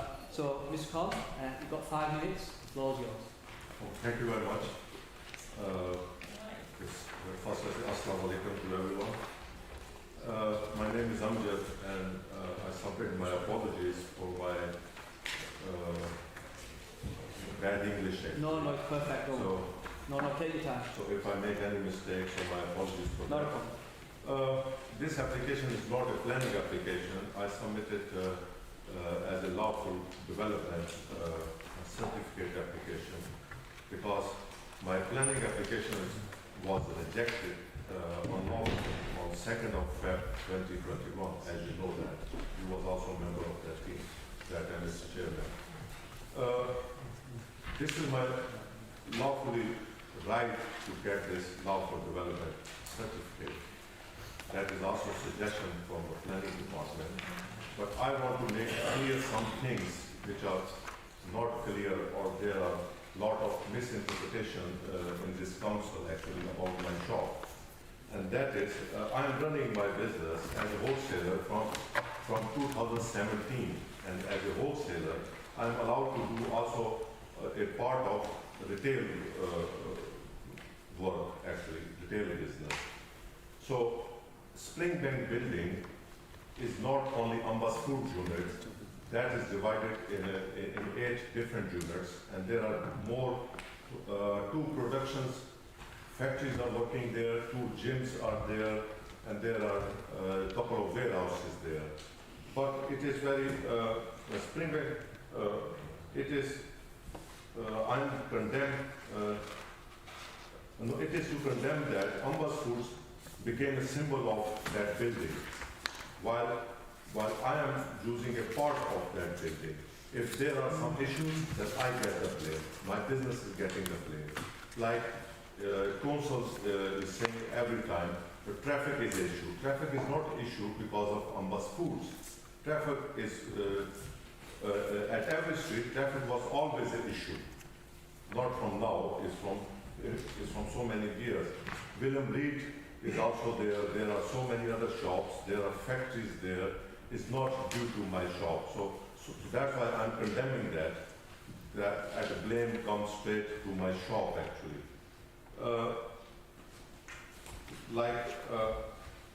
From 1st of June 2019, I'm running my business in that building.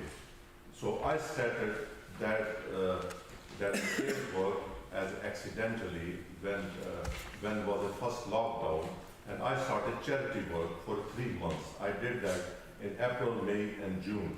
So I sell all the retail goods for no profit and no loss.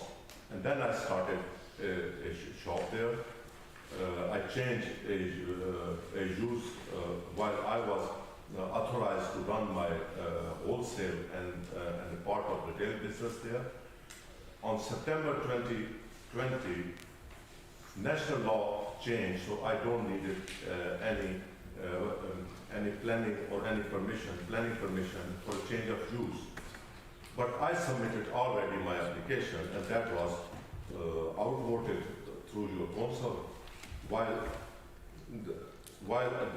that was not needed, actually, I didn't need any planning permission. That is also same. I don't need any lawful certificate actually to run my business. But to protect my business, I submitted this application, and I request you to save me from the litigation with the council. Allow me this certificate, because that is my right.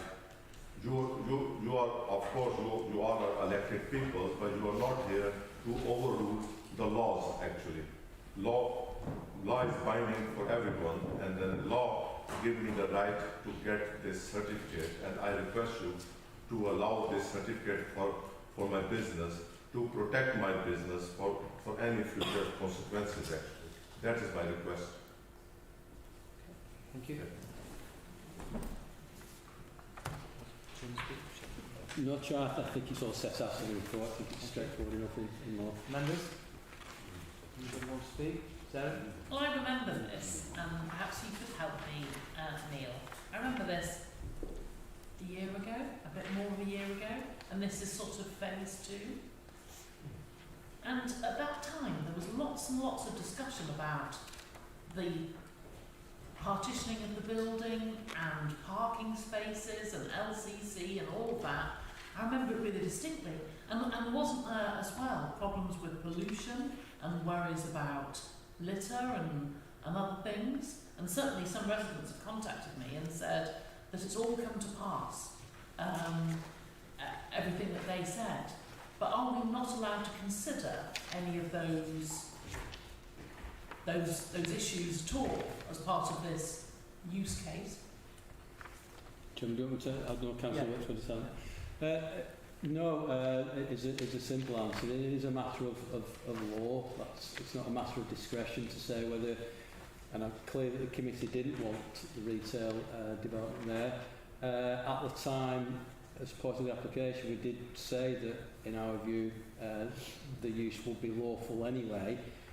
The applicants chose not to appeal but to go down the certificate of lawfulness, and it is a straightforward issue. It's either lawful or it isn't, and Chairman set out in the report why we think it is lawful based on the new Class E category, which doesn't, it is just a use in its own category, and you can swap between various different elements that used to have their own individual, like B1.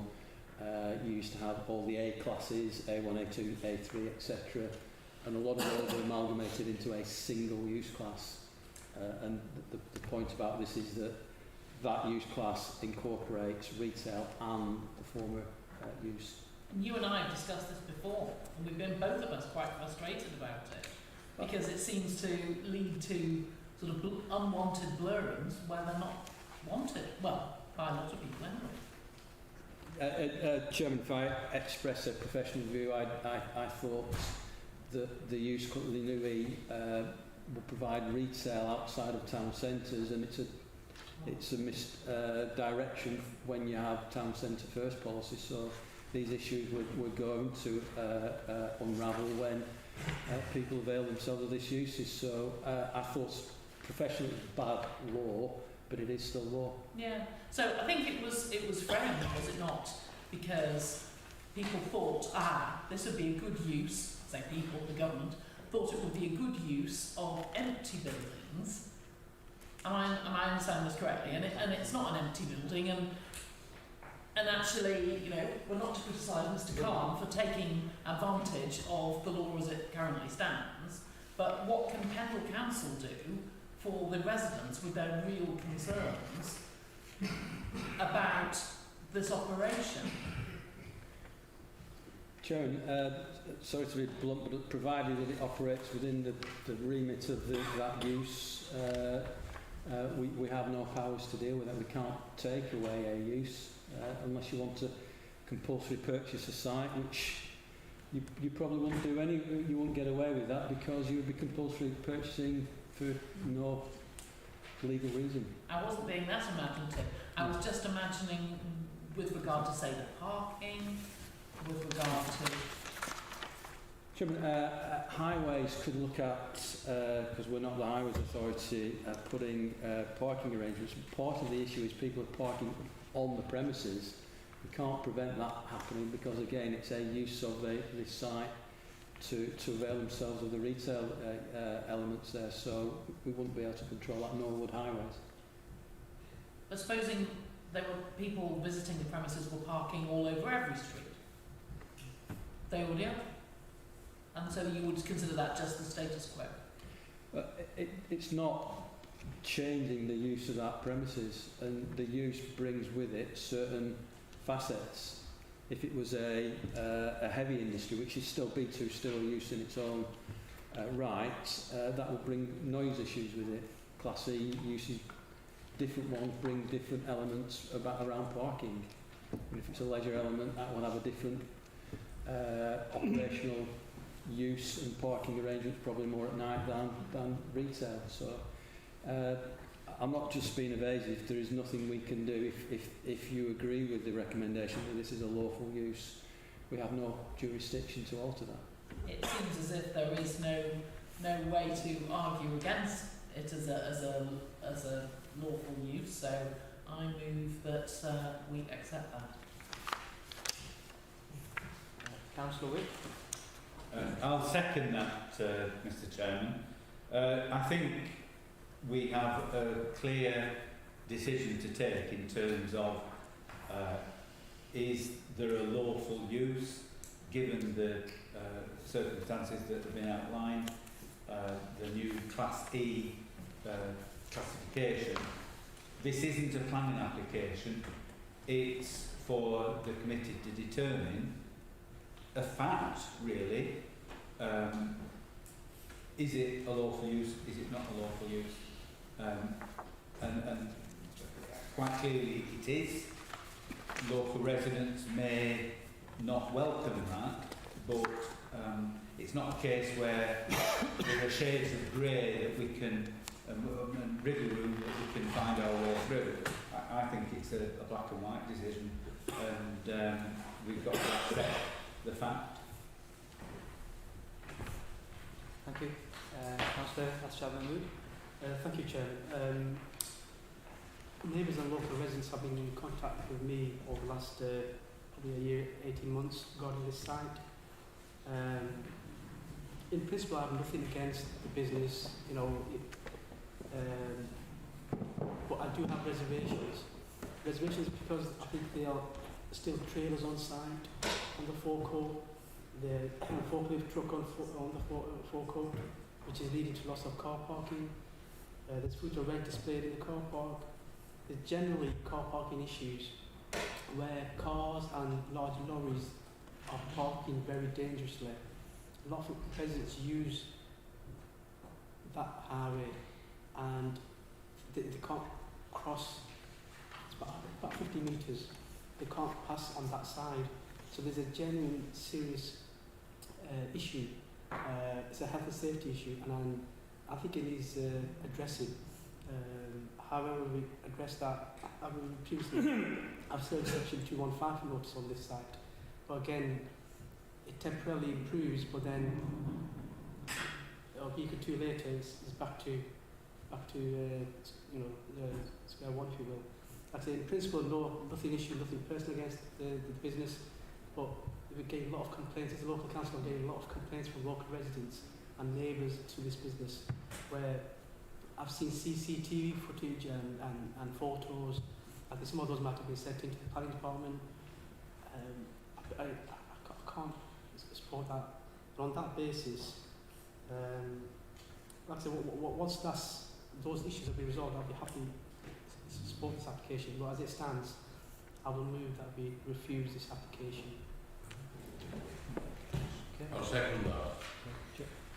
Chairman, we've just had an award of costs against us for not being specific on the grounds. Now, for this application, we'd have to have a legal reason why the certificate shouldn't be issued. So sorry to put you on the spot, Chairman, I don't wish to do this, but we will need a reason why it would not be lawful to do this. On highways and health and safety issues. They're not, sorry, Chairman, I don't want to, but they're not legal reasons. This isn't a planning application, it's a certificate of lawful use. So it would have to be a legal reason why it wouldn't comply with the legislation, Chairman. Otherwise, if were the vote to go this way, we would definitely get costs if we went along those grounds, Chairman. Okay. We'll carry on the debate and then give people a chance to think of a reason if they've got one. Councillor David Price. Thank you, Chairman. Just a quick point, really. We talked about area committees and all that sort of thing, and knowledge of planning law, etc. And I think this just shows you can't play fast and loose with the law. If planning law says something, you've really got to try and follow it here. And this is a clear one where it's not the actual quality of the application, because there isn't an application. So that's why, we've got to follow the guidance given in the report here. So I will refuse. Sorry, I will support granting it. Get that right. You're on camera for saying. I think on this one, I've got genuine concerns about the business and not necessarily about the business, but the location of the business, shall I say, in terms of the impact it's had over a lengthy period of time, and the highways issues it's caused, and other problems within that part of Whitefield.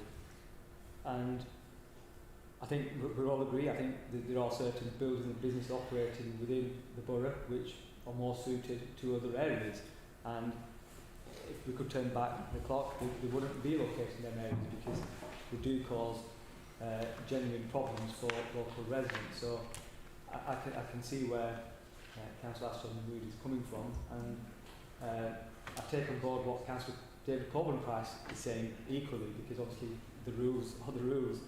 But I think it becomes difficult when you're an elected member for a particular area where residents are being affected and they are onto their ward council and saying, look, we've got these issues, what are you doing as a ward councillor?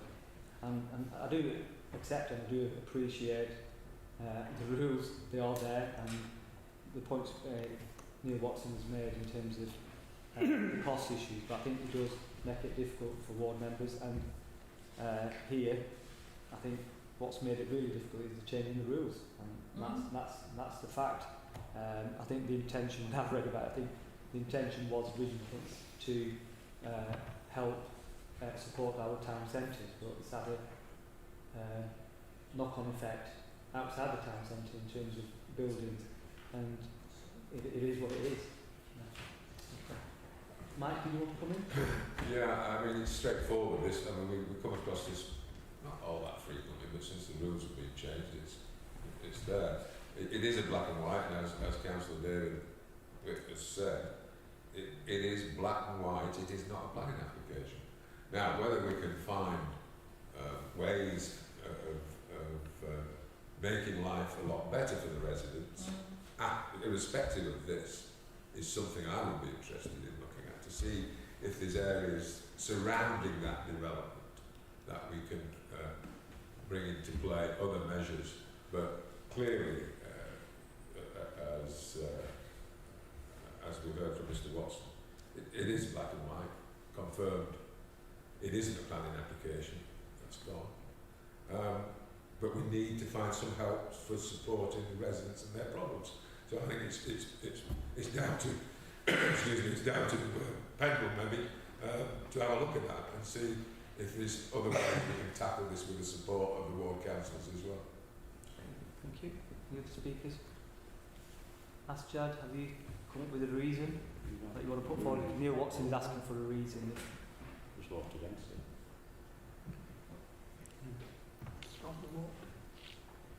Okay, we'll go to the vote then.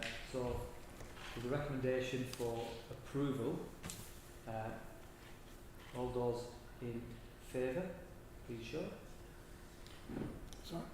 Sorry, Chairman, you're mixing your metaphors here. The issue. Sorry. That's against the 3 or 4. There was an amendment moved over here. This is straight for against. So it's for the officer recommendation. Well, yeah. The recommendation is to give the nod, give approval. Right. Sorry, Chairman. So can you clarify exactly what people are voting for? So it isn't approval. It's accepting that it's a lawful use. Yeah, accepting it. Yes. Yes. In effect, yes. So all those in favour of that, please show. In a lawful use. Yeah. All those against? That is refused. Okay.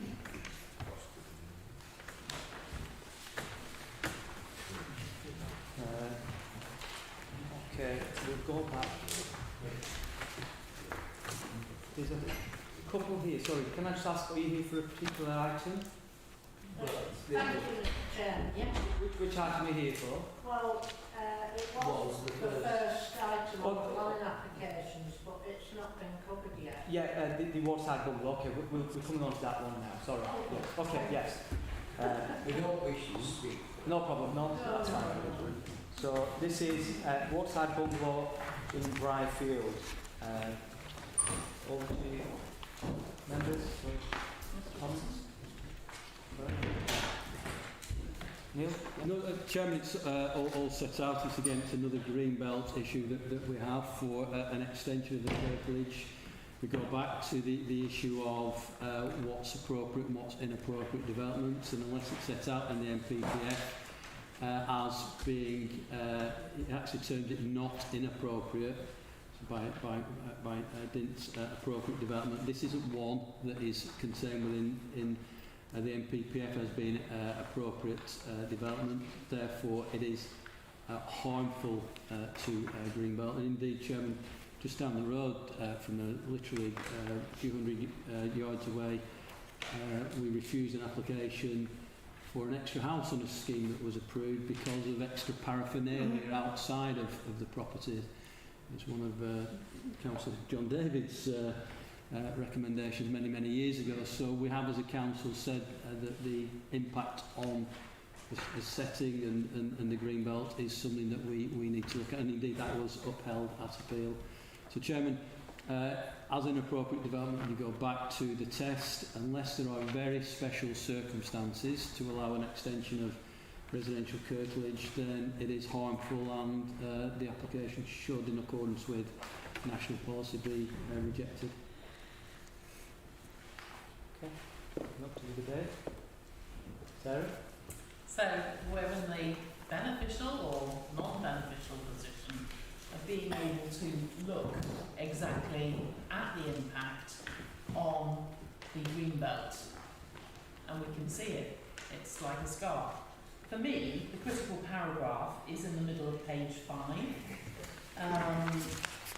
It's intended for the parking of vehicles. So parking of vehicles definitely isn't a very special circumstance.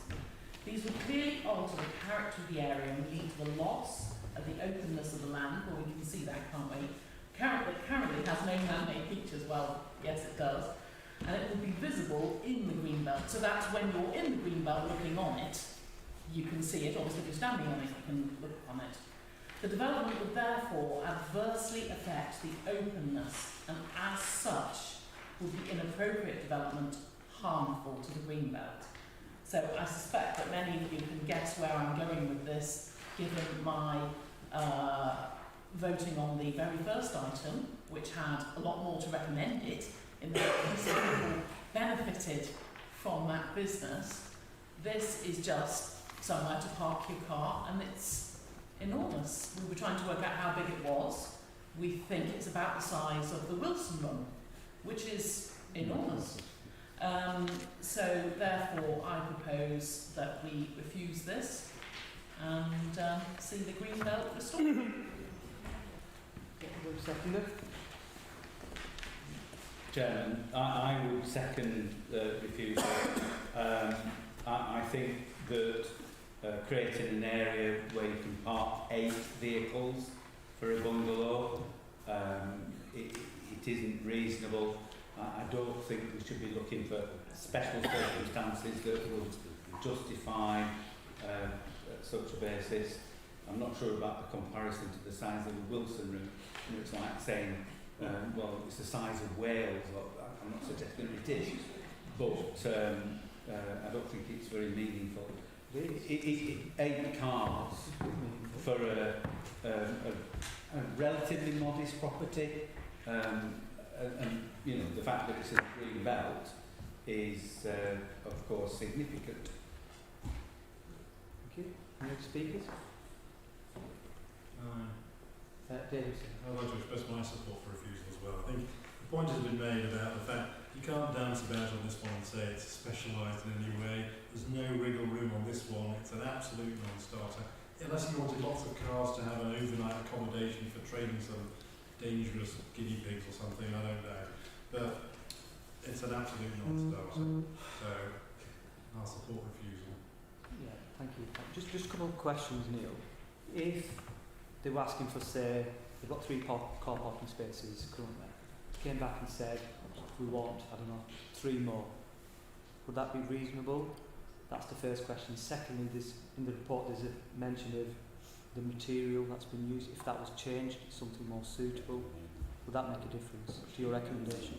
If you reduced it, you might reduce the second recommendation for refusal, which is impacts on character of the countryside, which is distinct from Greenbelt. Chairman, as soon as you extend the curtilage, it automatically becomes harmful because it's not going back on what we've just said. It's not appropriate development, so it would lessen the impact on the countryside, but it wouldn't change the impact on Greenbelt.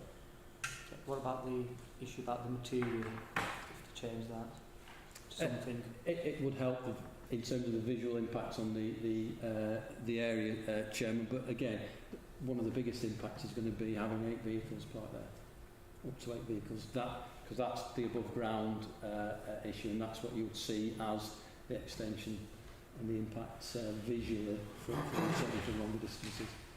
Okay, thank you. Any other speakers? Councillor Hanif?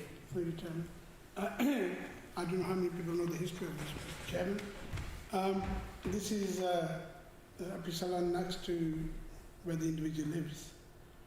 It's his property. I've been walking along this for the last 55 years. And this has been used, it wasn't grass, it was rubber. It's been used for parking many, many years. Okay, and what they've done is they've tarmacked it or concreted it. That's what they've done. If they've left it as it is, they're going to park their cars, and they have done for many, many years. Okay, so when I was approached, why didn't you ask anybody? You should have asked, ring up the planning board. That's what they're there for. Ask the question. Okay? But hindsight is always hindsight. So that's, otherwise what they do sometimes is park. If you look at, if you know this area, I don't know how many people know, but if you walk along the countryside, the road is quite narrow. So sometimes they park their cars in front of the cottage or house, whatever that is. And I've said to them several times, I said, don't park there. You've got plenty of space to just park on the side. Why are you blocking the main carriageway? So that's how this came about. Personally, it's been used for many, many years for parking, but because it was rubble, that's what it is. And what they've just done is put concrete. So I know it's a green belt and I know it's exactly for that. But if it's been used for many years and nobody ever objected by just putting a bit of whatever that is, it's now obviously causing mediation. So for colleagues, and that's why at the last meeting of the committee I voted for approval for this, because it's been there, being used for many, many years, nobody said anything. And obviously I'll be supporting it.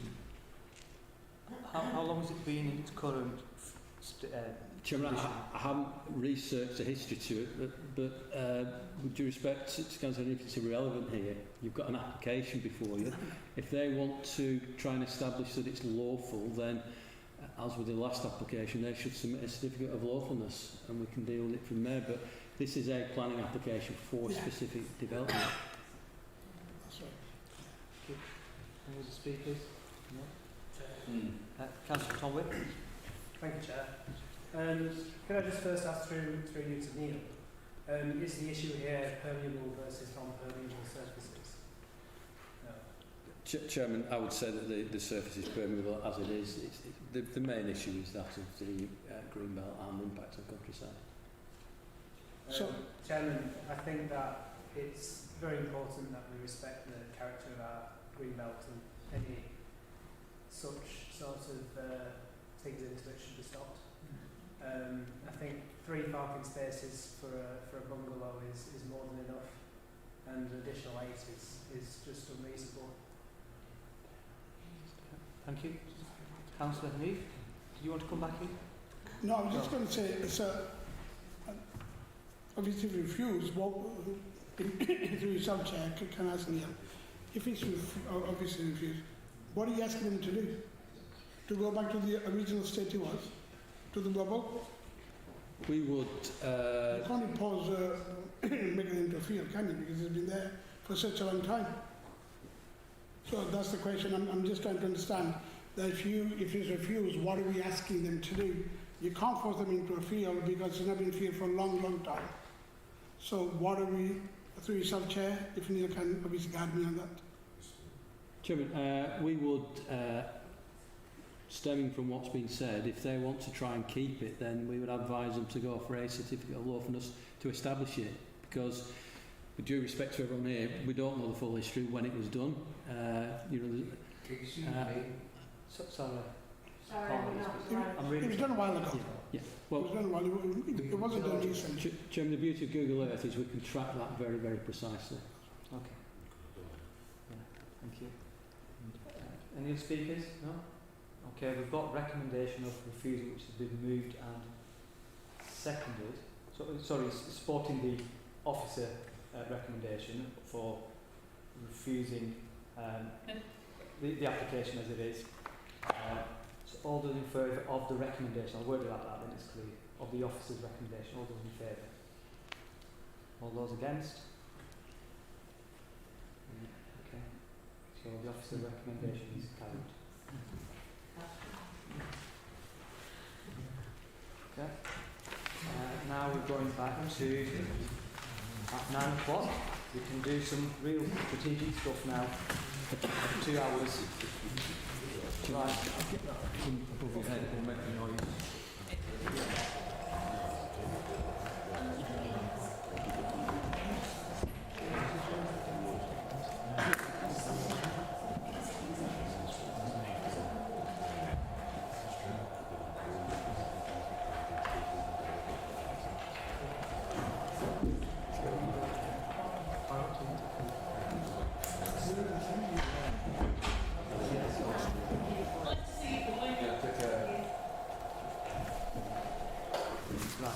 Okay, back to item 5 now. This is the proposed timetable for developing the corporate plan 23 to 27. What we want to do in terms of the corporate plan is we want to engage all partners involved in developing this plan. That includes councillors, members of the public, local businesses, and set a clear strategy for the council for 23 to 27.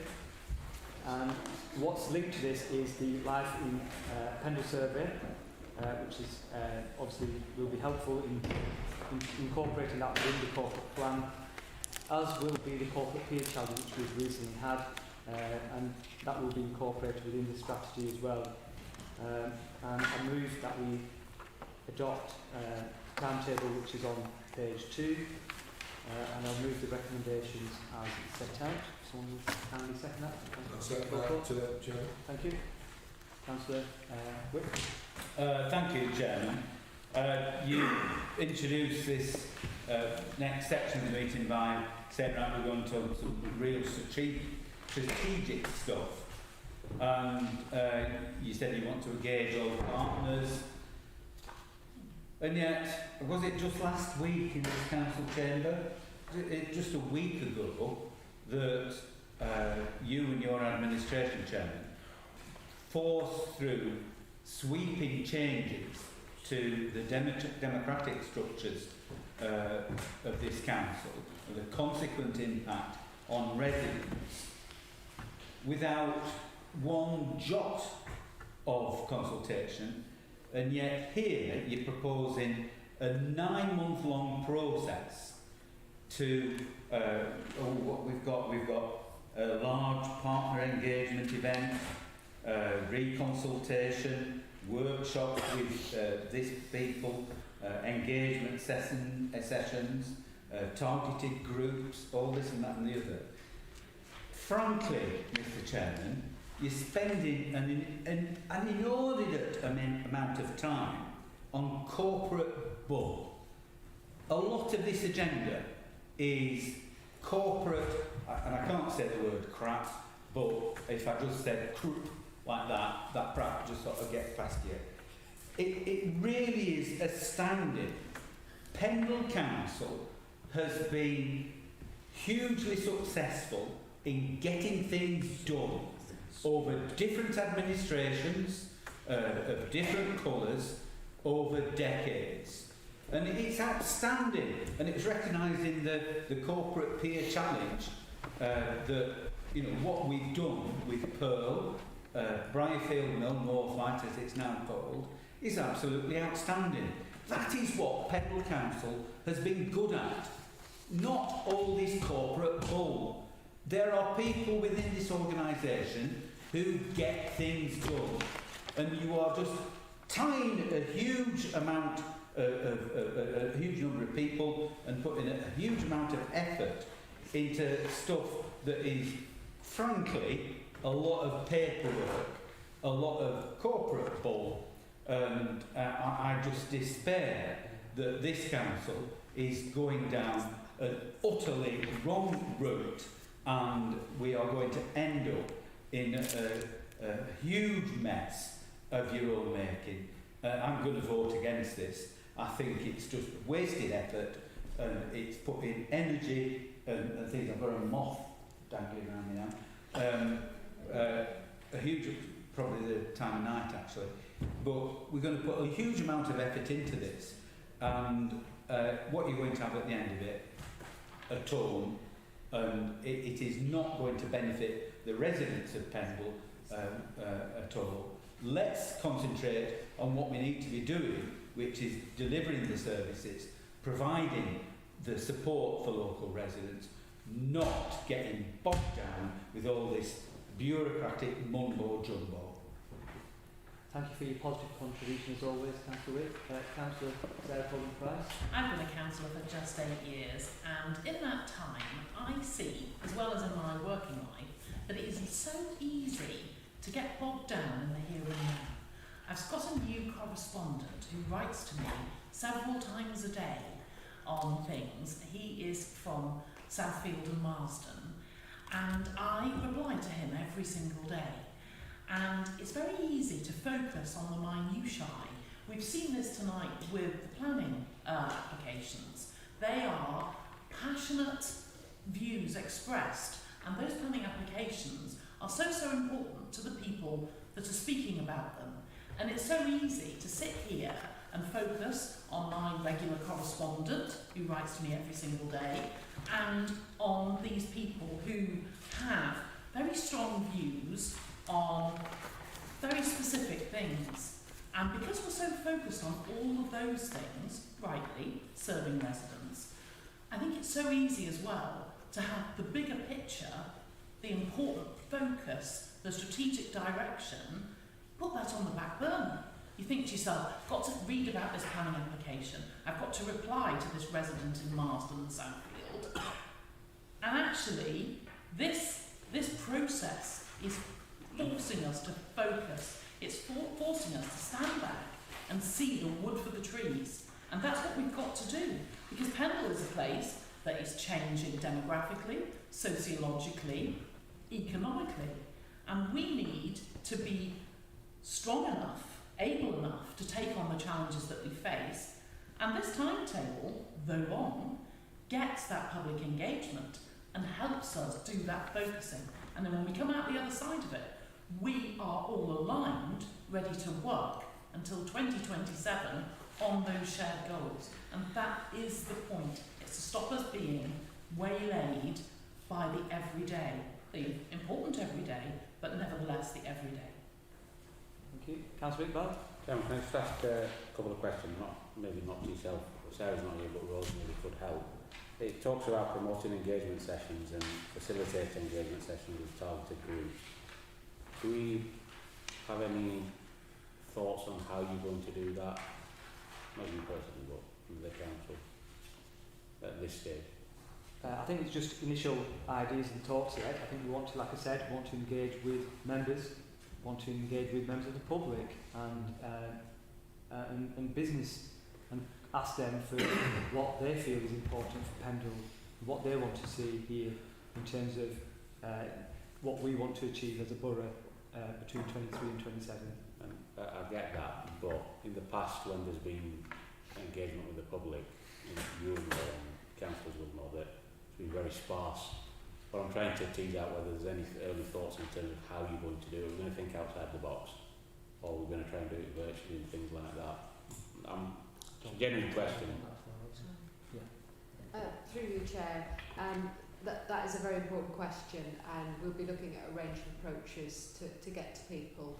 I think it's really important to talk to people, listen to people where they are. So that's why engagement's a big part of this. So some of it might mean going in and standing outside supermarkets, leisure centres, those kinds of places. So rather than making people come somewhere like this, it's actually going out to communities. So it's putting a bit of thought into making the whole exercise accessible so that all sorts of people can engage with it. Okay. Chairman, if I could just come back briefly. All the people and yourself were elected as councillors. Now, I spend literally the whole of my life listening to residents, listening to what people are saying and soaking up what people think are important. We are elected to reflect those views and those priorities on this council. We do not need 9 months of process going through focus groups and all that to understand what people are saying. We all represent different communities, so we bring different perspectives to the table. We are here to thrash out what the priorities should be, respecting the different drivers that there are acting on the corporate centre. For goodness sake, it's what we're elected to do.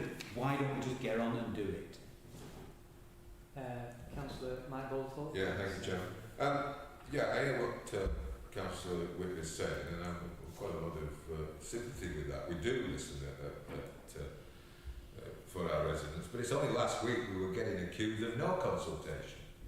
This sets out consultation and engagement. It's all about moving it round the borough, getting the right involvement of members and residents wherever we can. You can't have it both ways, gentlemen. With respect, Councillor, Mr. you've with spoken respect, 3 times. with respect, Mr. No, Mr. with respect Chairman. to yourself as well, Councillor White. You keep speaking, let other people speak. Okay, I'll Councillor come back on this. Just very You can't keep briefly. coming back in, Councillor White. Councillor Sarah Plumcross. In Cone, I am chairman of the neighbourhood plan, and we have to engage with members of the public, and we've tried different ways. One particular thing was a total disaster because we had an event that was at the same time as the royal wedding, and I sat there on my own. But usually we're more successful than that, and I always find that I think I know the answer, and then a load of people come and they say, oh, but you don't know about this, and oh, you don't know about that. And you gain something from that process. It is amazing. And they're quite often the people who wouldn't send a daily email or even a monthly email. They're different people. And the surefire way in Cone, and we know this from the Town Council, from the allotment awards and different ways, the surefire way to get 100 people in the Town Hall is Diane's Catering and Pie and Peas. And you would have a whole room of happy Coners if Diane's Catering came to Cone. You would get lots of different views wanting to engage. Councillor David Coleman. Yeah, just a small point, thank you, Chairman. Just that obviously this corporate plan is inextricably linked to the transformation plan, which is the next item on the agenda. So it's all about understanding how the council is going to develop, how it's going to work, how best to do this.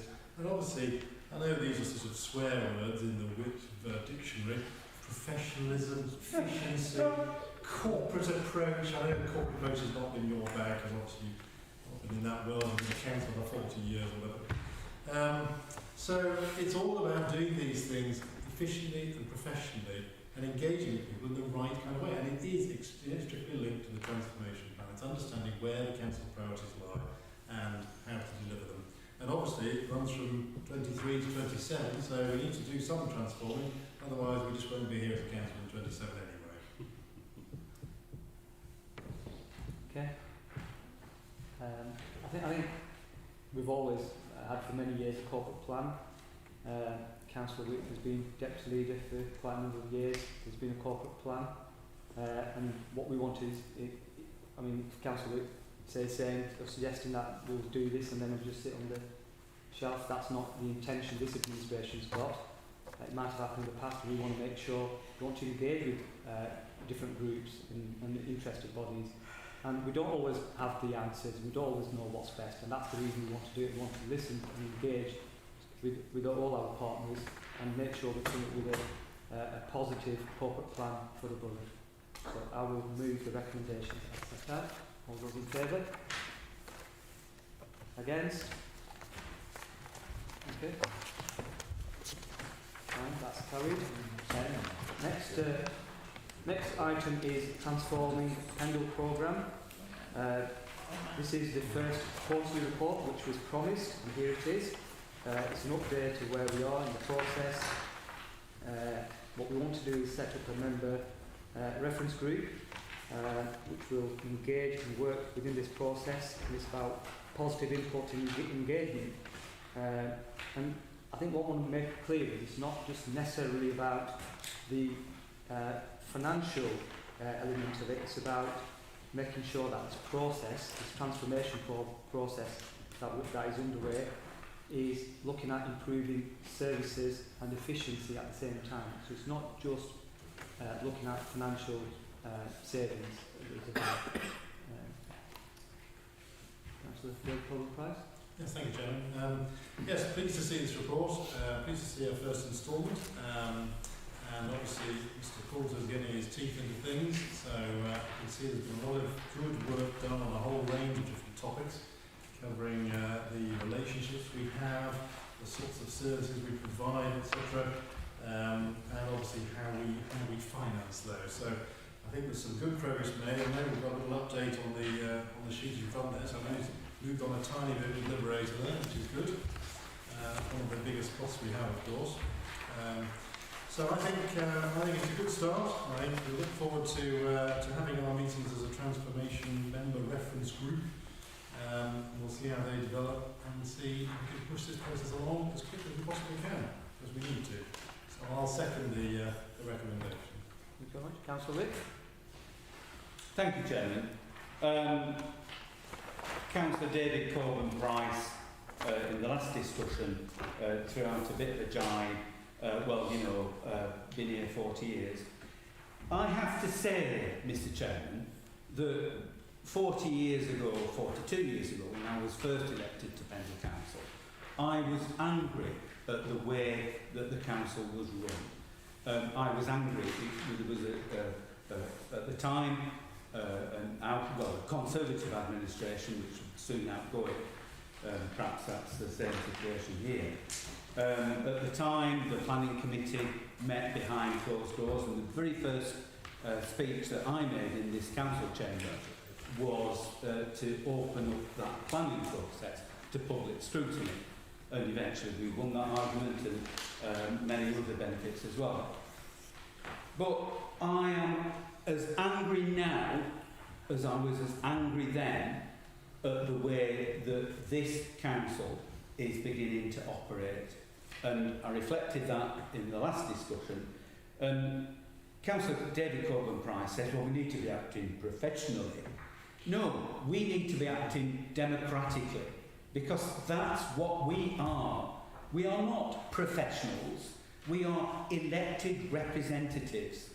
And here we have a process which this council, you, Chairman, and your colleagues, and indeed the Labour group, voted to spend £250,000 on consultants.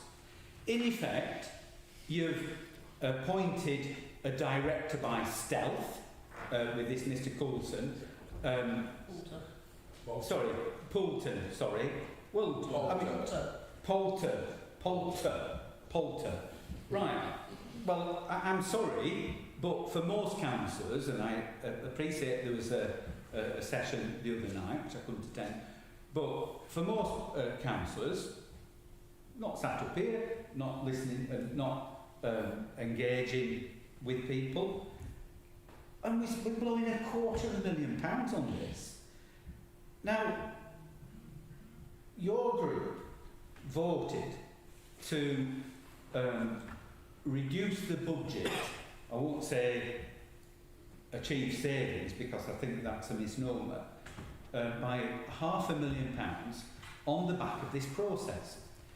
You are only intending to derive financial targets by July 2022, which is a third of the way through the financial year. So in order to achieve £500,000 of savings, budget reductions, in this financial year, you in effect have to make savings that are proportionately higher in order to get those in-year savings. On top of that, you've got the financial challenge of the additional budget reductions that need to be achieved because of the continuing pressure on reducing. Instead of saving money, you are spending money. In the last financial year, your savings were paltry compared to an average of £1 million a year during the last decade. Under all administrations, Conservative, Liberal, shared administration between Liberal and Labour. We were making savings of £1 million a year, and you got a paltry £100,000 or so. So it's just absolutely pathetic that we're doing all of this. And then you are, quote, transferring internal resources will be refocused on the delivery of the programme. So you're going to take people away from doing the job and getting things done to do all this navel gazing. And we have a list. We have this list of all this stuff here that, you're going to do this, review that, look at this service, and so on and so on and so forth. And it's just more corporate bull. For goodness sake, get a grip, actually start doing things, not squandering money on consultants. Let's, for goodness sake, actually start getting on with the job rather than fanning about with all this absolute rubbish. And as I said, I'm sorry I'm angry, but in 40 years, this council had come a long way, and now he is setting us back into the dark ages. Thank you for your positive contribution then, Councillor Wick. Councillor Wick, Chairman, I've just a few questions. On point 14, it talks about the member reference group, and there's a political composition of 531. It says prior to the first meeting, there will be terms of reference for the group to develop and distribute it for agreement. Do we have an indication of when that's going to be, firstly? that's been worked on, isn't it? Yeah, it's been worked on, it's not quite ready, but we'll do that as soon as we can. So will it be sent out before we, before this group meets? I would suspect. Yeah, we can send it out. And what will the process be to feed into that? So for argument's sake, let's say the officers prepare terms of reference and it's circulated, for argument's sake, to group leaders. How will we then have that discussion between groups to see what, because it says for agreement. Yeah, it can be sent out to the officers with your comments. Yeah, well, how will you know what I've commented and to what state council has commented? We'll have to sit down and discuss it, won't we? Yeah. Okay. Yeah. And then, excuse my ignorance, on the back, I'm looking on the original table, there's things there that are, well, there should be red, green and amber, but there are no red, surprisingly. But just some of the amber ones, for example, if I just pick out the one right at the very bottom, the procurement one, it says to be determined, but that's in amber. I thought the traffic light system was once something that started to give it a red, amber or green. If somebody could just explain that to me, Richard. Rose can assist. I think Mike's just, I think what Mike's just saying is that it's neither one nor the other. So I don't think it's red because it's not duty started, so I don't think it's trying to be any, I don't think there's any duplicity in it, it's just, maybe it probably just doesn't need the amber on it. That's the way that I would have preferred to see it. If nothing's happened, then you just leave it blank. Amber means that it started, but it's in the second lane. If that can be clarified, please. I mean, in terms of the comment that Councillor Wick made about my group supporting the £250,000, we did, and the minutes will reflect, the minutes won't, but the video will reflect that I agreed to support it in principle, subject to the devil in the detail. At the moment, there is no detail. I'll await what comes out as terms of reference and stuff, whether my decision to support it in principle was a wise decision or not. So at the moment, I'm pausing judgment on what you're proposing, Chairman. Councillor David Coleman, thanks. Yes, just to come back to Mr. Angry over there. He's angry at most meetings, actually.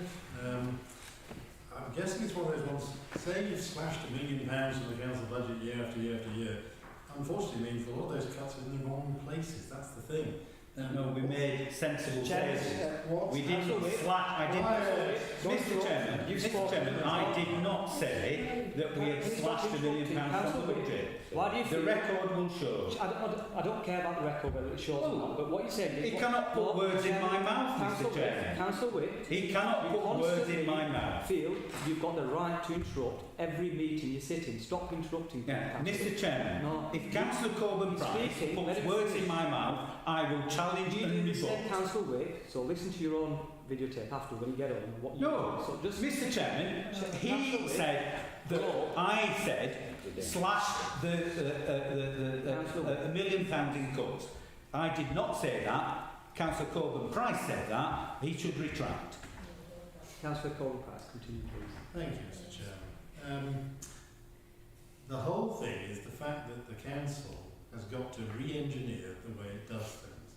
Cuts in budgets over many years, call them savings, call them slashes, call them what anybody likes, but the budget has gone down. The budget has often gone down in the wrong place.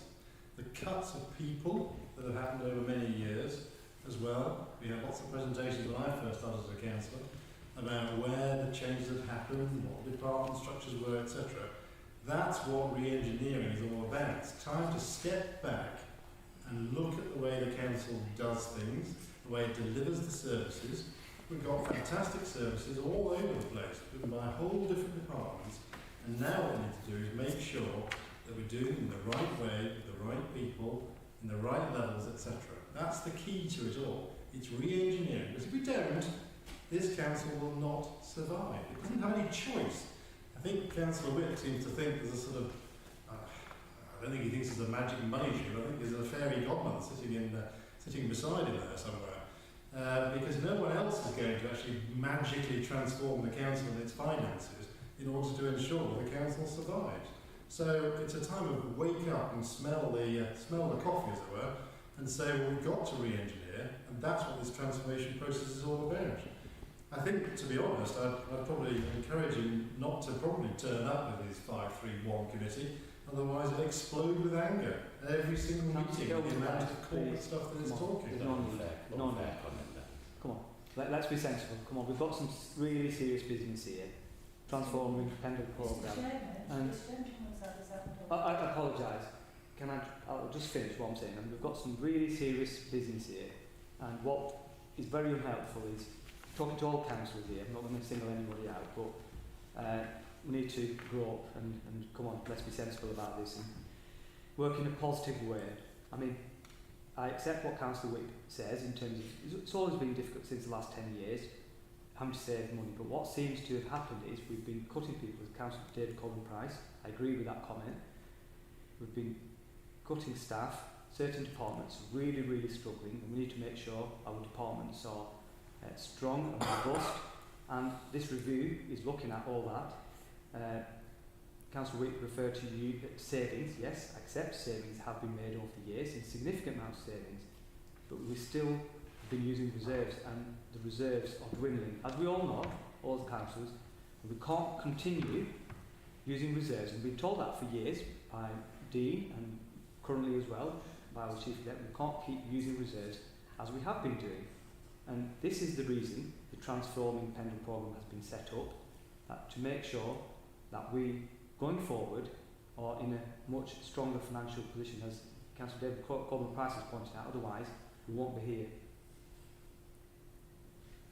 Someone had a... So, Councillor Stone, I apologise. Thank you, Mr. Chair. As a new member, I have a lot to learn, and I have learnt over the last few weeks, particularly from attending sessions earlier this week on the medium-term financial plan, and also from looking at the accounts, that the Pendle Council faces radical financial challenges.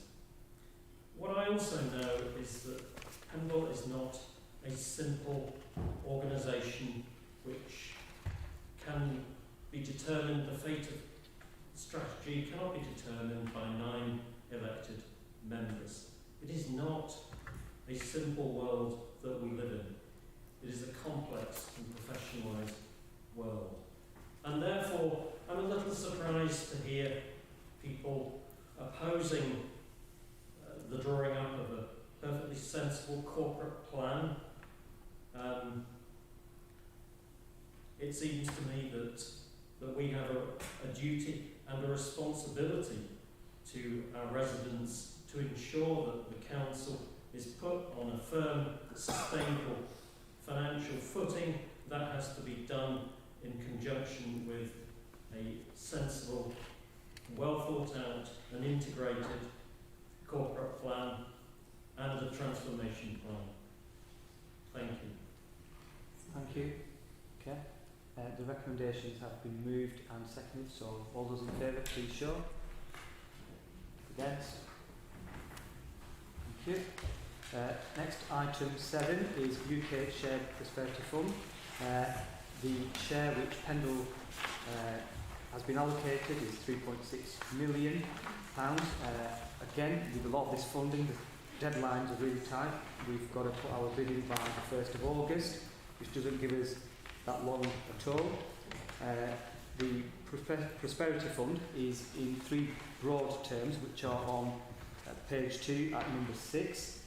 And we need to set up a local partnership group as soon as possible. Work is underway regarding that. And so I will move the recommendation that's set out. Recommendation 1 is that a local partnership group be set up to steer the investment plan, and that this be chaired by the leader of the council or nominated representative. Number 2, that the chief exec be given delegated authority to develop and submit the investment plan in consultation with the leader of the council. So I'll move those recommendations. A second. Mr. Chairman, yeah, I'll second this one. I think it's a great opportunity to get some more money into the borough in the right places at the right time. So you've got my 100% support. Thank you very much. Councillor Wick. Thank you, Chairman. During the last discussion, Councillor David Cogan-Price said the budget has gone down over many years. Yes, the Pendle Council budget has shrunk during austerity, and we are still in austerity, by tens of millions of pounds. So here we have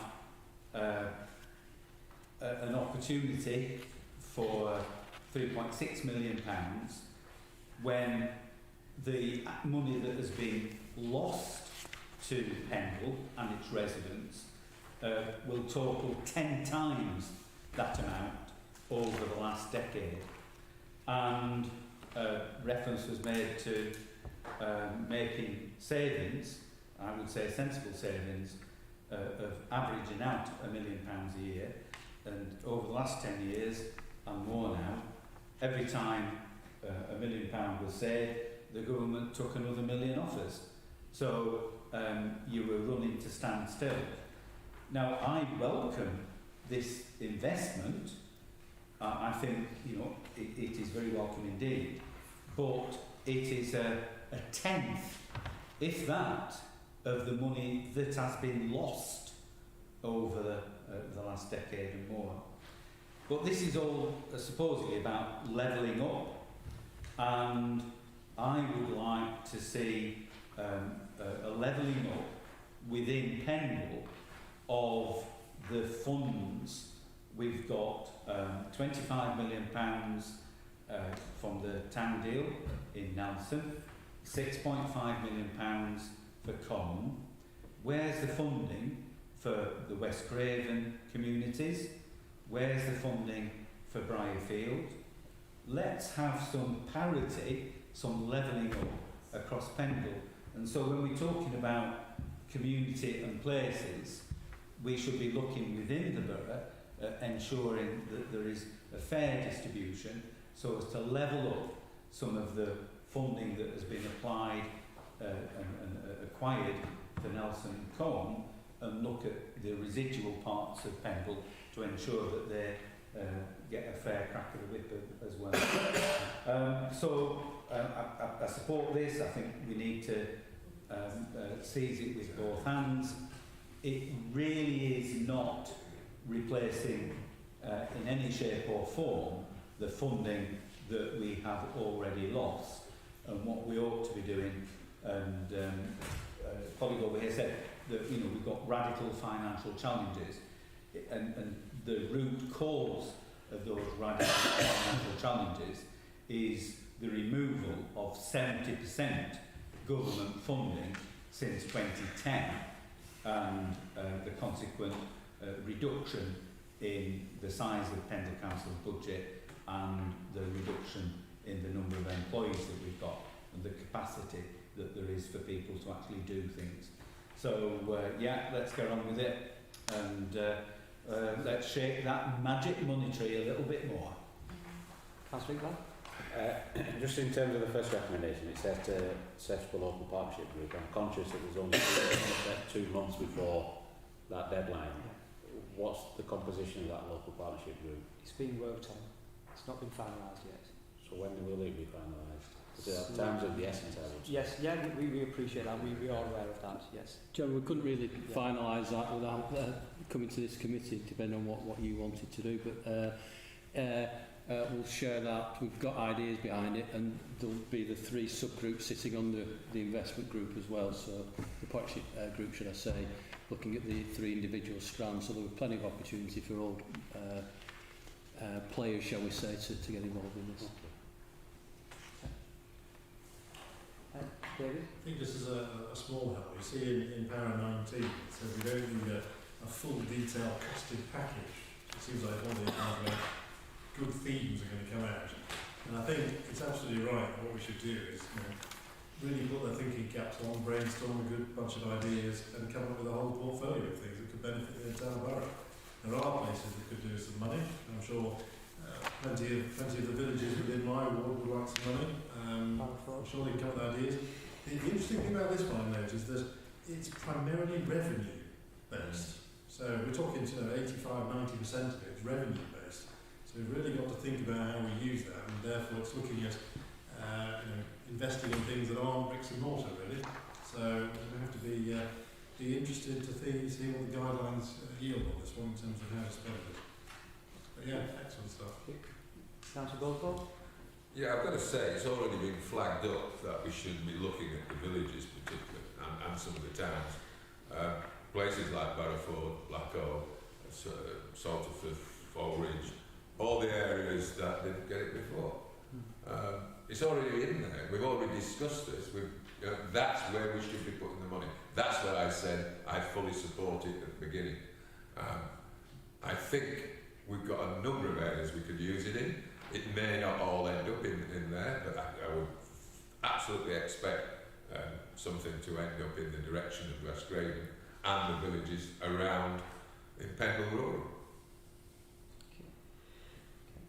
Yeah, I think, and just to sum up, I think in terms of the funding comments over the last 10 years, which Council, we've heard them numerous times, and I think what we want to do is move forward in a positive way. At the same time, that's not to say we shouldn't ask for more money and continue lobbying government, our MP and wherever else we can try and get some more funding. I think that's crucial that we continue to do that. But I think we want to move forward in a positive way. And Councillor Wick made a good point, which, as Councillor Goldthorpe said, we just had that discussion a couple of weeks ago, and we've had it again earlier on today. That it's important that we try and get some of this investment into areas which haven't had funding. And I think that's only right and proper that we address that issue. So,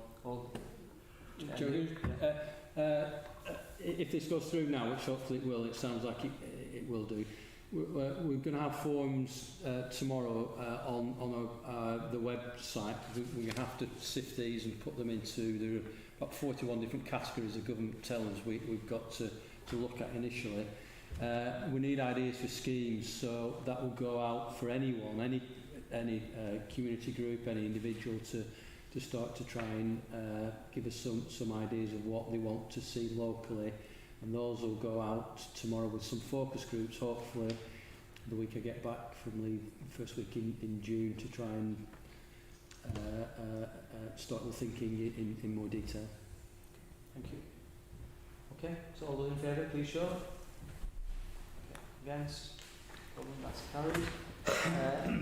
The next part of the agenda is about the town deal, business case assurance and funding recommendations. There's different reports here. We'll do them one by one. The first one is business resilience and growth. This has been to the Nelson Town Board meeting, been discussed there, and this is looking at the manufacturing sector within Pendle, which is a crucial part of our economy here. And the reason it's these reports are here before us is because we're the accountable body. So I've got the recommendations there. I'll move the recommendations. Seconded. Thank you.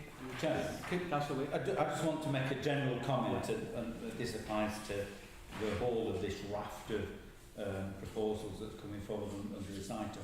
And in part, it was prompted by what Mr. Watson has just said about the UK Shared Prosperity Fund, about the 41 forms. The whole of this smacks of micromanagement by central government, rather than giving local authorities the resources to do what's best for their areas. We've got to jump through hoops, get over hurdles, a whole raft of bureaucracy that has to be gone through in order to get hold of a little bit of money, and it is a relatively little bit of money, which ought to be coming to the residents of Pendle as of right because of the needs, the deprivation and the requirements of people in this borough. And it's one of the things that makes me despair is that, you know, it's micromanagement, and you know, people, a huge amount of officer time, and I've got to say consultants as well, are spending vast amounts of energy and effort on work that really isn't necessary, except that the government has said you've got to go through all these processes in order to get some brass. The magic money tree has its requirements, and you've got to pay service to it and pray to it and provide it with all this paperwork that satisfies its ever munching more. Councillor Iqbal? Yeah, I think, not necessarily to assure or reassure Councillor, these are points that are made at the Town Deal Board by all partners, yes, whether the local authority or not. And there are representatives there from the government, from BIS, who take those points back. But just as an example, for example, the Town Deal Board has asked for a 6-month extension. We're still waiting for a response. So that micromanagement is there, but it's fortunately or unfortunately which way you look at it. That's the rules of the game that we have to play with at the moment. In an ideal world, I agree fundamentally that the Town Deal Board should be allowed to get on with it, because there's some really very good people on that Town Deal Board, Chairman, especially from the private sector, who have a lot to offer. But we are where we are, but the points are made, I think, at every Town Deal Board meeting. Yeah, I think I agree with the comments about what we have to go through the hoops, but it is what it is, and I think we have to look at it in a positive way, and I think we're talking, and the Council Whip said, it's not a massive amount. We've got almost £30 million at the Nelson Town Board we've successfully bid for, so I think it's a large amount of money, and we just want to make sure that's used in the best possible manner to improve Nelson. So I'll move the recommendation set out. Thank you. All those in favour? Against? Okay. The next part is, this is Nelson, business case assurance and funding recommendation for that part of the scheme. There's 8 strategic parts of the Nelson Town Board, and this is one of them. Again, been discussed there, and I'll move the recommendation. I'll second that. Thank you very much. All those in favour? Oh, Sarah.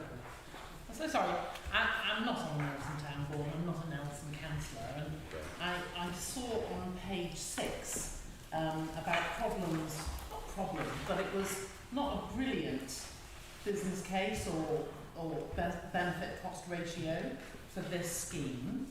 And what caught my eye was on page 5, and it's really related to what my husband and I do in Combe with our Combe Youth Action Group and all the people that come to that and volunteer for it. It just seemed a little modest. There are an awful lot of people in Nelson, there are an awful lot of young people in Nelson. I work very closely with Positive Action in the community, and I feel there's an awful lot more people, both volunteers and young people, and I'm loving the idea of more people getting confidence. They could benefit from this. I wonder whether it's just been a low target and you're going to smash it. I just feel that you could set a bigger target that will be creating a bigger change and a bigger benefit to more people. Thank you, Sarah. Thank you. Anybody else? No? Okay, so all those in favour, please show. Against? That's fine. Next part is the Advanced Digital Skills Academy. I think this is a fantastic project, and it addresses some of the shortfalls in terms of digital skills in Lancashire. There's a real demand for digital skills from employers, and I think this will go some way to address that demand. what's really good about this and we like is that we're working closely with Nelson Colin College, one of the best colleges in the country. I think we should be really proud of our college, and also with the college having presence in our town centre. I think that would be a fantastic boost to Nelson, and again gives opportunity and access for young people in terms of skills and jobs. I think really proud and pleased to move the recommendations set out. Thank you very much. Those in favour, please show. Next item is item 9, Revitalise Nelson project. This is when we did the consultation about Nelson and what we want to deliver. And if you ask people in Nelson what they wanted to see improve, it was, really everybody mentioned Pendle Shopping Centre, so this is trying to address and looking at the options of how we move forward with regards to that. Discussions are ongoing with the owners of Pendle Shopping Centre, and it's important that discussions continue. Like I said, it's one of the main important projects within Nelson, and by having this report, I think we've got to make it clear that discussions must continue with the owners, because we can work with the owner in an amicable way. That would be far better for us in terms of time and cost and expense. In terms of the recommendations, there is one recommendation that we authorise the initial steps to prepare the CPO. I think what one slightly concerned about is if that process goes through and we end up being the owners, it's the financial implications on the council. So I think what we have to make sure is that the new joint venture company discussions, and that's set up in such a way that if and when it becomes necessary for the transfer of Pendle that it's transferred and they carry the risks. So I'll take advice on that point and bring in Councillor David Coleman-Price. Yes, thank you. I think you're right. I think just making sure, the financial risk at the top of page 3 there is clear that if we do the CPO, then we could be left running it, and I don't know if it does lose money now, but if it carries on losing money, then it will obviously be a cost to the council. So doing a back-to-back with the joint venture company, specialises in regeneration. It's Brookhouse's new project, Edinburgh, I think they're called. Yeah. So we'll be able to do that. I think, therefore, adding a second recommendation to talk about engaging with the new joint venture to make sure that's able to be done. I'm assuming this seller is a willing seller. It seems to be dragging his feet a little bit. So, yeah, let's keep him at the table. Let's make sure it progresses, and let's get that CPO done. So I'll second the recommendation and the extra recommendation. Councillor Iqbal? Chairman, I'm happy to support the additional recommendation as well, but the fact is that at this stage as a council we're not sure whether it makes a profit or whether it doesn't make a profit. I know what my views are without even looking at the books what the situation is, and I certainly don't think it makes any profit whatsoever. But I know officers have been trying, and the Town Deal Board gave the authority to Rose Dow, Chief Executive, and yourself to have those discussions, and I know officers have been trying, in inverted commas, to have some positive negotiations with the owner. I don't think we've been forthcoming, but I think it's important that the council, because if you ask the people of Nelson what's their number one priority, money or no money, it's to sort out Pendle Rise. There's no ifs, no buts about that. They don't want to get into the nitty-gritty of is it going to cost the council revenue to maintain it or not. That's further down the line.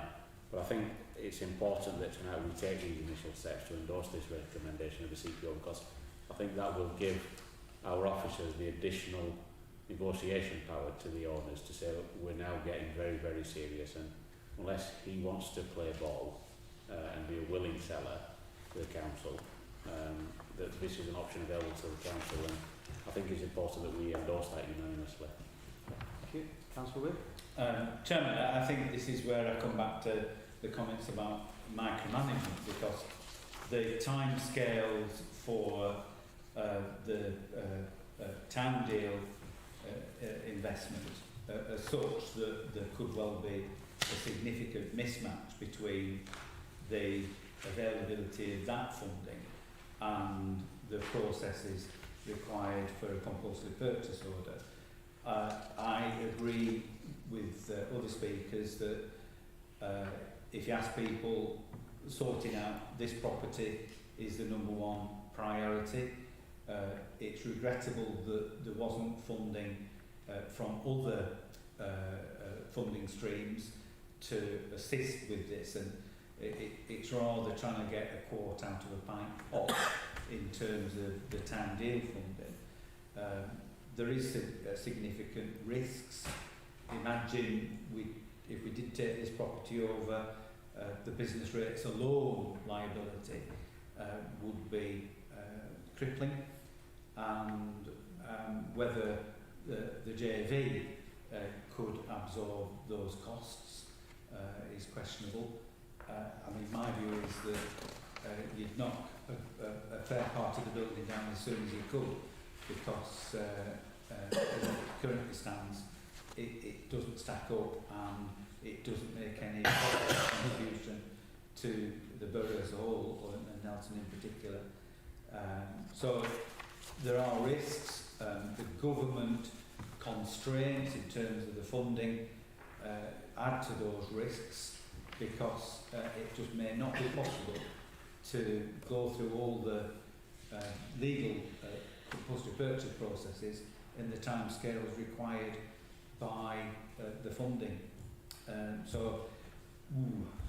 Dangerous. Yeah, thank you.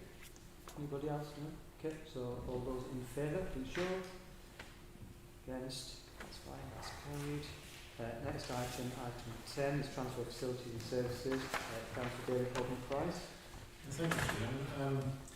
Yes, I think it's a good summary of where we are and where we're up to and what the opportunities are, but I'm guessing that part of the, I think I've asked a few questions as part of trying to have negotiations with the town and parish councils about some of the costs involved. It's always the first question they ask is how much does it cost to run this, how much does it cost to run that, because they want to know that detail. And I know Richard and his team are getting to the bottom of some of these, so we can start to get a few understandings about what they cost to run. Therefore, if we handed them over to them, this is the full picture we could discuss with them, and they can obviously assess their appetite and their own financial resources and other resources. So I think it's a good summary there, and we're ready to keep pushing ahead as part of the revamping and re-looking at the council's finances and its assets and its obligations and its services, etc. So yeah, I'll move the recommendations. Sarah? As a Trawden councillor, I would be happy to second them, but I would appreciate, I'm looking at Philip, some explanation about the section on page 2 about parks. Because we do have some places that pay the full amount, or, like Cohen, have taken over the park and they're sorting it out themselves. But paragraph 7 and 9 suggest that, paragraph 6 and 8 suggest that there are places that aren't paying the full maintenance cost to Pendle Council. Perhaps you could elucidate. Well, in the case of stuff park, here they do pay their full share, Kelvin and stuff don't. And in the case so what happens to that park? Well, there is reduced maintenance carried out to reflect the so financially, Pendle Council isn't in a worse position, it's just the residents are not getting the park. Okay. That's right, and that's the same in Nelson. Okay. Thank you. Can I just add something else? It's a fairly small thing. Paragraph 20 about PAB Town Council taking over land in front of Title Road. Since I've written the report, they confirmed that they do want to take it, so we could add that to the recommendations. It's been on the list for some time. All those in favour? Sure. Against? Carried. Item 11, public space protection orders. There's 2 recommendations. That the position on the replacement signage be noted, that the re-tendering exercise be noted, and that outcome be reported to this committee. I'll move the recommendations. We'll second the first one. I'm happy to second them, but I would like to make an addition, if possible, in terms of reporting when the new contract is awarded. It's really interesting to see all of the different sorts of fixed penalty notices that are given in different places.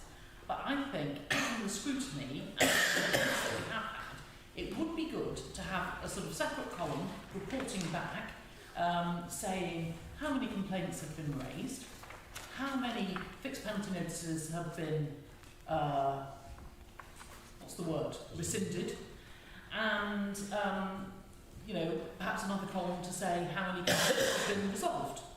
That would be really interesting to track that over time. Yeah. So I would second that, but with that extra addition. Thank you. Councillor Witt? Thank you, Jen. I've got a few questions and I've got some comments. Can you ask me questions first? Yeah, of course. Could the committee be told of the total value of fixed penalty notices issued? What proportion of fixed penalty notices have landed on the desk of our legal section? How many faulty fixed penalty notices have been issued either because of inadequate signage or through the fact that the discount policy of this council was not available to those in receipt of a fixed penalty notice? And given that a proportion, at least a proportion, of fixed penalty notices that have been issued are faulty, this is a question for Richard, what is the liability contingent on the false issuing of fixed penalty notices? Are we talking about £100,000, £200,000, £300,000, £400,000? Because if there are that many false or faulty fixed penalty notices issued, then the contingent liability is quite significant indeed. And looking at the looking at the figures that we've got on pages 2 and 3, I'll do that in the comments. I can pick that out in the comments. So, total value, how many are faulty, what's the liability, so on and so forth. I'm doing my best to bring that information as part of the next report. Chairman, I do think that this is very disappointing indeed. These questions were posed both at the Policy and Resources Committee that considered the petition. They were raised at the council meeting prior to that. I have asked these questions of the corporate director, the service manager involved, and I've raised it with our chief executive, and I may have included our chief financial officer in those emails as well.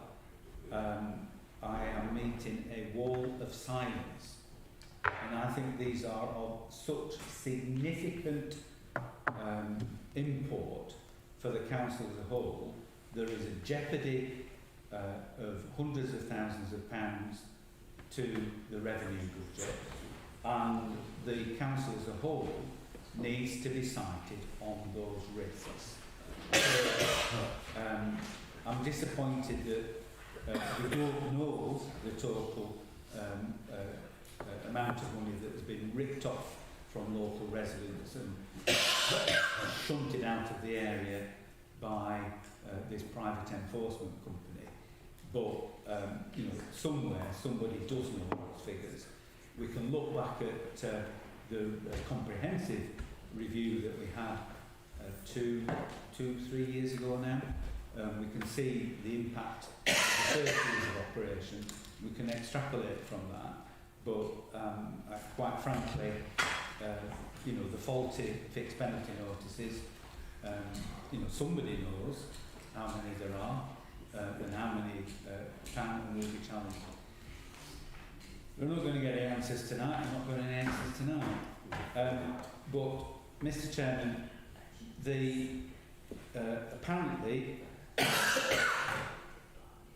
a contract is to be tendered. What are the terms of that contract? When the pilot scheme was extended, against my wishes, but when the pilot scheme was extended, the new restrictions were included for the dogs off lead prohibited areas, and the contract was extended to cover this fixed penalty notices, the issue of fixed penalty notice by district enforcement in those cases. I note, and looking at the figures, that on page 2 there were 3 times as many fixed penalty notices issued for dogs being off lead than there were for fouling, and the number, this is looking at 2021-22, the number of dog fouling fines that were issued totaled just 7 out of over 1,600 fixed penalty notices that were dished out. So a very, very tiny proportion of FPNs, the fines, for people not picking up after the dog. Now, there was an outcry, a massive outcry, about the unfair fines being dished out by this private enforcement company. And quite frankly, in order, their business model, it's a dodgy business model. It's a business model that we as a council should have no part of, where they actually get a licence to print money, to pay their operatives, pay for the back office and make a profit. When there was an outcry, the extent of restriction in West Craven were challenged. There was agreement by the council that the restrictions in West Craven should be reviewed. We still haven't got that review in place. It's not come to the area committee, it's not been consulted on, and that's all up in the air. And in the meantime, the restrictions that were voted through in January are extant and cover all the parks in West Craven which we wanted to change and relax the restrictions. Now, pardon the pun, the dogs appear to have been called off because there don't seem to be many FPNs that have been issued in terms of the dogs off lead or being in prohibited areas, and that's probably some behind the scenes move.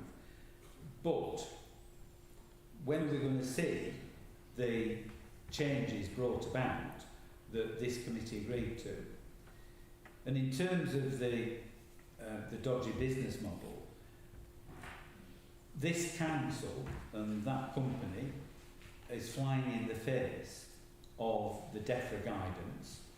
There are moves afoot to actually make those legal requirements, and as with other authorities, there is a possibility that the fines that have been collected will be collectively rescinded, and whether it's district enforcement or this council that has to pay them back, I'm not right sure, but I can't see that this council will walk away from that unscathed.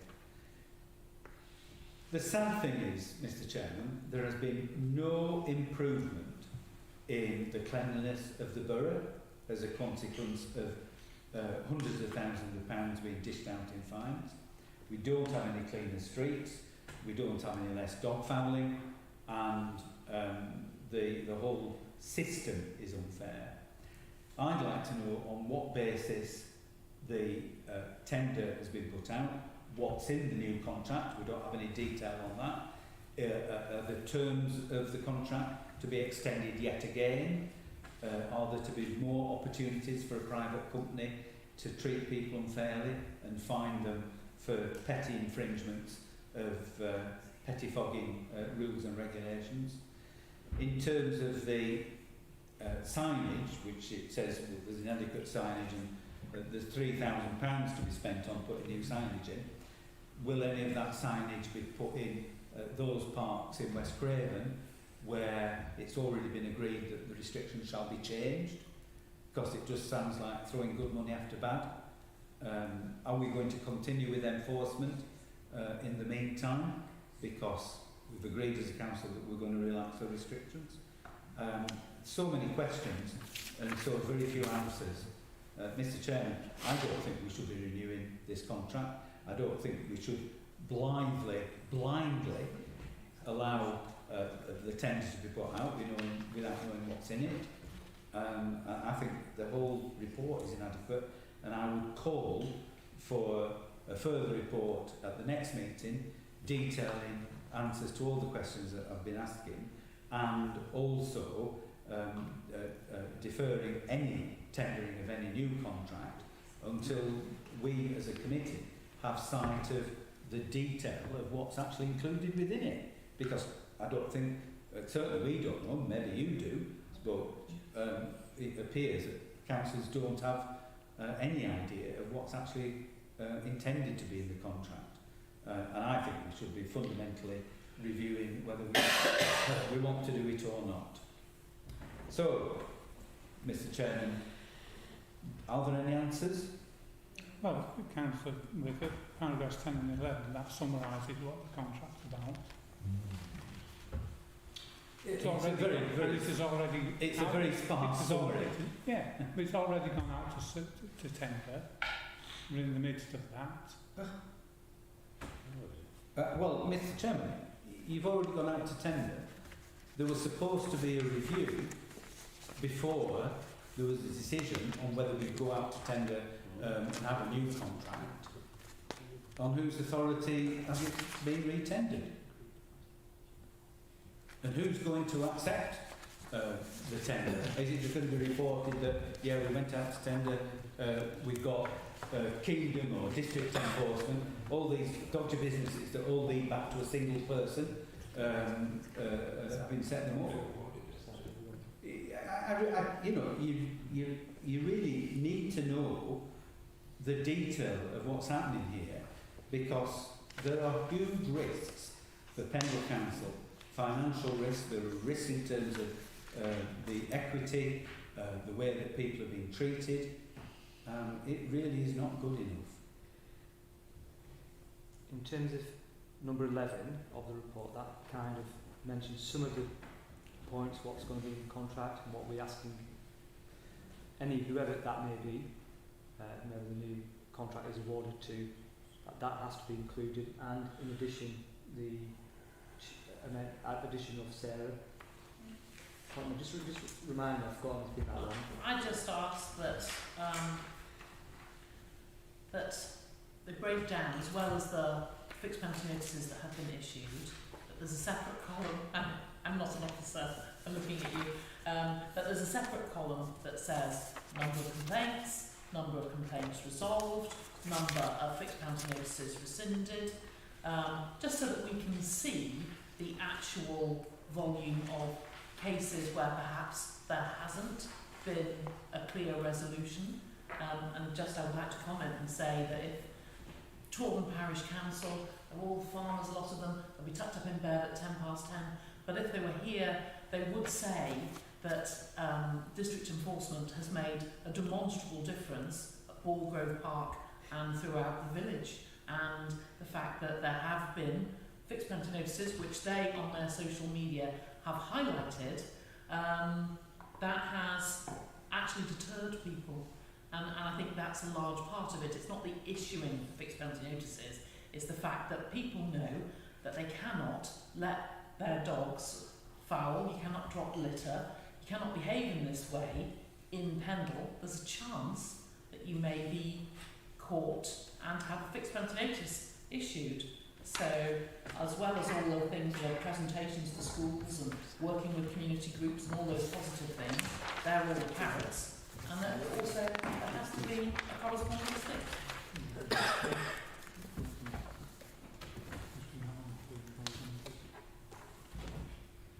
Any other speakers? Councillor Bell? Yeah, Chairman, in terms of point 9, it talks about the retraining exercise. And I wasn't aware, and I would have expected, based on the outcry from public over a number of months now, that there would have been some discussion with opposition political groups before the tender was sent out. But did you authorise the re-tender process? I authorised the re-tender process because the existing one was running out and we needed to consider whether to have another one in place and when that would come to an end. So at what point then, Chairman, or Philip for that matter, it says that it's due to be completed by the end of May, which is what, in about 3 or 4 days now, for the new contract to start in July. So at what point then will committee have a chance to look at what's come back, if anything, or is it the administration? As always with tenders, we would report it to this committee as part of the tenders report, and that will come to the next meeting. So if at the next meeting, Philip, some of the questions that Councillor Wick has asked, that you said that you will bring a report, answering the report next month, if committee's minded not to accept, or the majority of committee's minded not to accept the particular tender process, what happens then? Well, there will be no enforcement. It will come to an end. Okay. So would it, in hindsight, and I understand where you're coming from, but in hindsight, would it not have been better to have the discussion with committee before the tender went out, in terms of taking on board what our views were as councillors, before the tender went out, to avoid that potential consequence next month that there is no enforcement? Well, I would say I think I know what the views of councillors are, because you've expressed them very strongly and firmly. In devising the tendering exercise, we've taken account of them. Okay. So in terms of the tendering process then, are you able to share that with, I suppose, members of this committee tomorrow, so we can come to some sort of view before the next meeting as to whether we think the tendering process was, fair is the wrong word, but was in line with what members' views were over a number of months. And I know you gauge members' opinions and our behaviours, because you've been here a very long time. You understand most of us more than we understand ourselves sometimes. But I'd find it helpful if you could share with me, certainly, and if any other councillors want that tendering process tomorrow, please, and then I can come to a judgment whether your judgment was right. Well, I don't Not know. right. I don't. You understand where I'm coming from? I really don't know whether I have time to do it tomorrow, and I'm on leave next week, so it would have to be the week after that. So maybe your understudy David could do that on your behalf next week, early next week, please. No. I'd appreciate that. Chairman, I mean, if a prospectus has been issued, then surely that can be shared with councillors. You know, there will be a specification. It's been issued to potential tenderers. Straightforward.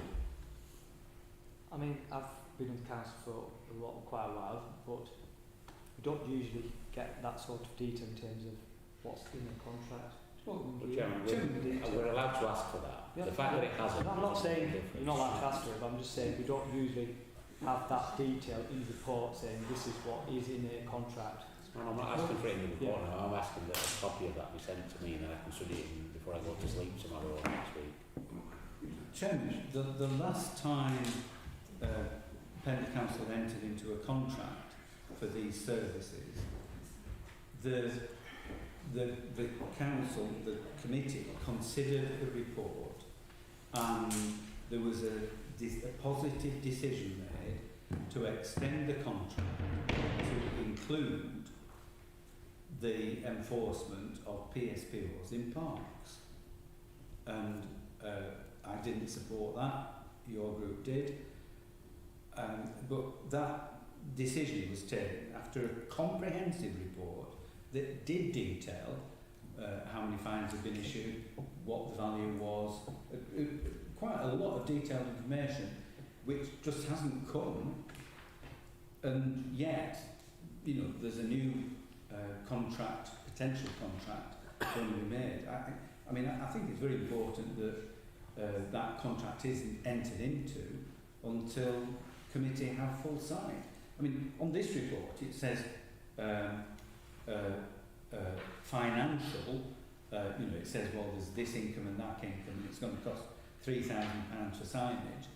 There's nothing whatever in there about the contingent liability if the faulty FPNs end up costing this council hundreds of thousands of pounds. Risk management, non-arising. There is a huge amount of risk with this, as has been seen with other authorities who've had to sack off these dodgy operators and actually fork out to refund the people who've been unfairly fined. Councillor, if we felt that there was a significant financial jeopardy to this council, we would have reported it. We do not believe there is. Well, Chairman, I don't know, and I've asked the question, how many fixed penalty notices have been issued that didn't detail the 50% discount for payment within 14 days? Now, I advised people, because I knew what the policy of the council was, I said, well, you get a 50% discount. And these people ran or tried to contact district enforcement to say, well, there's a 50% discount. And they were told, no, you have to pay in full, which was completely and utterly wrong. Now, those FPNs have been issued erroneously. And nobody can tell me, and nobody's willing to tell me, how many have been issued erroneously and what the risk to this council is. I don't think that information is to hand, so... Well, what it should be. Yeah. It should be. I don't think it's available. It should be checkable. Do you not understand what the possibilities are? Because I totally understand this. We're talking the same point. We're talking about £500,000 here. We're saying the same points that we've been around, and Philip Moore's advice is clearly that if there was a financial risk, it would have been reported to this committee. So that's the advice clearly that's been provided. And we know what your view is, because it's clear from where the debate has gone previously and in this meeting in terms of the contract. So I don't think that is going to make the slightest bit of difference to what your view is about district enforcement. But Chairman, the new thing is the faulty FPNs. And if you're not, I mean, Richard started with his head in his hands there. I think Richard understands what the potential is for this to go pear-shaped. And I think the committee and the council all need to know. You know, what is the risk here? I can include that information in the next report. I think that'll be helpful, because I think we were in a similar situation last year regarding this extension because of the COVID. So I think it will be helpful for the committee. Okay, can we move forward, please? Yes, okay. So what's the resolution of the committee? Are we actually expressly requiring the results of the tendering exercise to come to committee before any new contract is entered into? And we have a full exposition of the risk associated with these activities? That would seem to be the sensible course. I'll take advice whether that's going to be possible. Otherwise, the contract's going to expire. And is that going to be possible for it to come? Yeah, it expires in June, end of June, does it? The outcome, there's a recommendation the outcome will be reported to this committee in the next meeting. Yeah, well, normally the outcome is simply a case of it's just reported into it. I think what Councillor Hope is asking for is some more you're clearly asking for more detail. information in that. Yes. So we'll have time at the next meeting to have that discussion, I would assume. Because the meeting will be before the end of June, will it not? When is the next? So 30th of June. 30th of June. All right. Chair, so you might have to get a legal view on the whole FPN thing, district enforcement who issued it. If they were issued in error, that's district enforcement who's issued them. And Well, it's under the contract with district enforcement, whether that's the council or not. But I think you might still need a legal view on liability. So, Chairman, the scenario is district enforcement become liable through issuing faulty fixed penalty notices to repay £500,000. They do not have the funds to do that. They become insolvent. So where's that figures come Well, from? this is my estimation based. Thank you, Councillor Coleman-Price. Based on the figures in this report, which detail the number of fixed penalty notices issued, and the knowledge that I have from the previous comprehensive report about the value of FPNs issued during the first year of operation. And that report is available for everybody. So it's in the order of £500,000. And there is the potential liability. If all those FPNs have been faulty, then that's potentially that it. The funds within district enforcement would not be adequate to refund all those FPNs. And so they would go under. Who would people be looking at to say, well, we had an FPN, who is the other party involved in this? Pendle Borough Council. We do not have limited liability in this respect. Well, you need a legal view on that, wouldn't you, to be fair? On the liability aspect. Well, I've given it a legal view. I do not believe there's any liability on this council, and there's no significant financial jeopardy. And can we, Councillor Iqbal? Just very quickly, I'm conscious that obviously the contract expired on the 30th of June. We're due to meet on the 30th of June. And certainly I don't want to be in a position, I think the council doesn't want to be in a position where we disagree with what's gone on the 30th of June, and then as Philip said, there's no enforcement at all on the 1st of July. It's a free-for-all.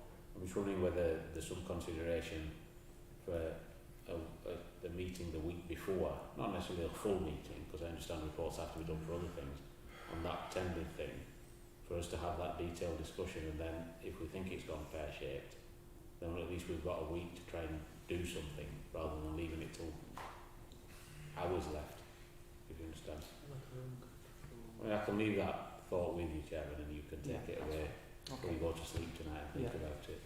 Yeah, thank you. Richard? Sorry, there'll be I don't know the extent of the contract, there'll be an Alcatel period, won't there, on the notice. Oh, what's so Alcatel, when you would tell the bidders who's won, and then there'll be a period of waiting anyway, so you probably have to consider that. But we've asked the committee to have that discussion. So even if you have the week before, it might still not give enough time for the knowledge. Well, that's why I'm just leaving it with. I mean, I don't know the devil in the detail. Yeah. Right, okay. The recommendation's moved and seconded. All those in favour? Right, thank you. Item 12, Pendle Youth Employment Service Hub. Really good service this, and we should be supporting this, so I'll I'd move like to second that. CIAG works with these people, and there's huge opportunity across Pendle and across the towns for this to be a very successful project. Thank you very much. All those in favour? Sure. Next item, item 13, tenders and other contract-related matters. Moving, okay. Yeah, thank you. Move 14. 14. Sarah? Yes, I'd like to propose this. This has long been a problem right in the centre of Combe. I actually wrote before I read the report on the front page what maintenance, because this building has really letting down Combe Town Council. But then the report went on to detail a catalogue of maintenance, so it's actually also cost the council, and it's been empty. So this is a great opportunity to see this building come properly into use, and so I'm happy to propose this recommendation. I'll second it and say, where would you get on? Go first. Okay, all those in favour? Yes. Thank you. Thank you very much, everyone. It's been a long meeting, nearly 10:30. Thank you for attending, and have a safe journey home, everyone. Extra 3 minutes.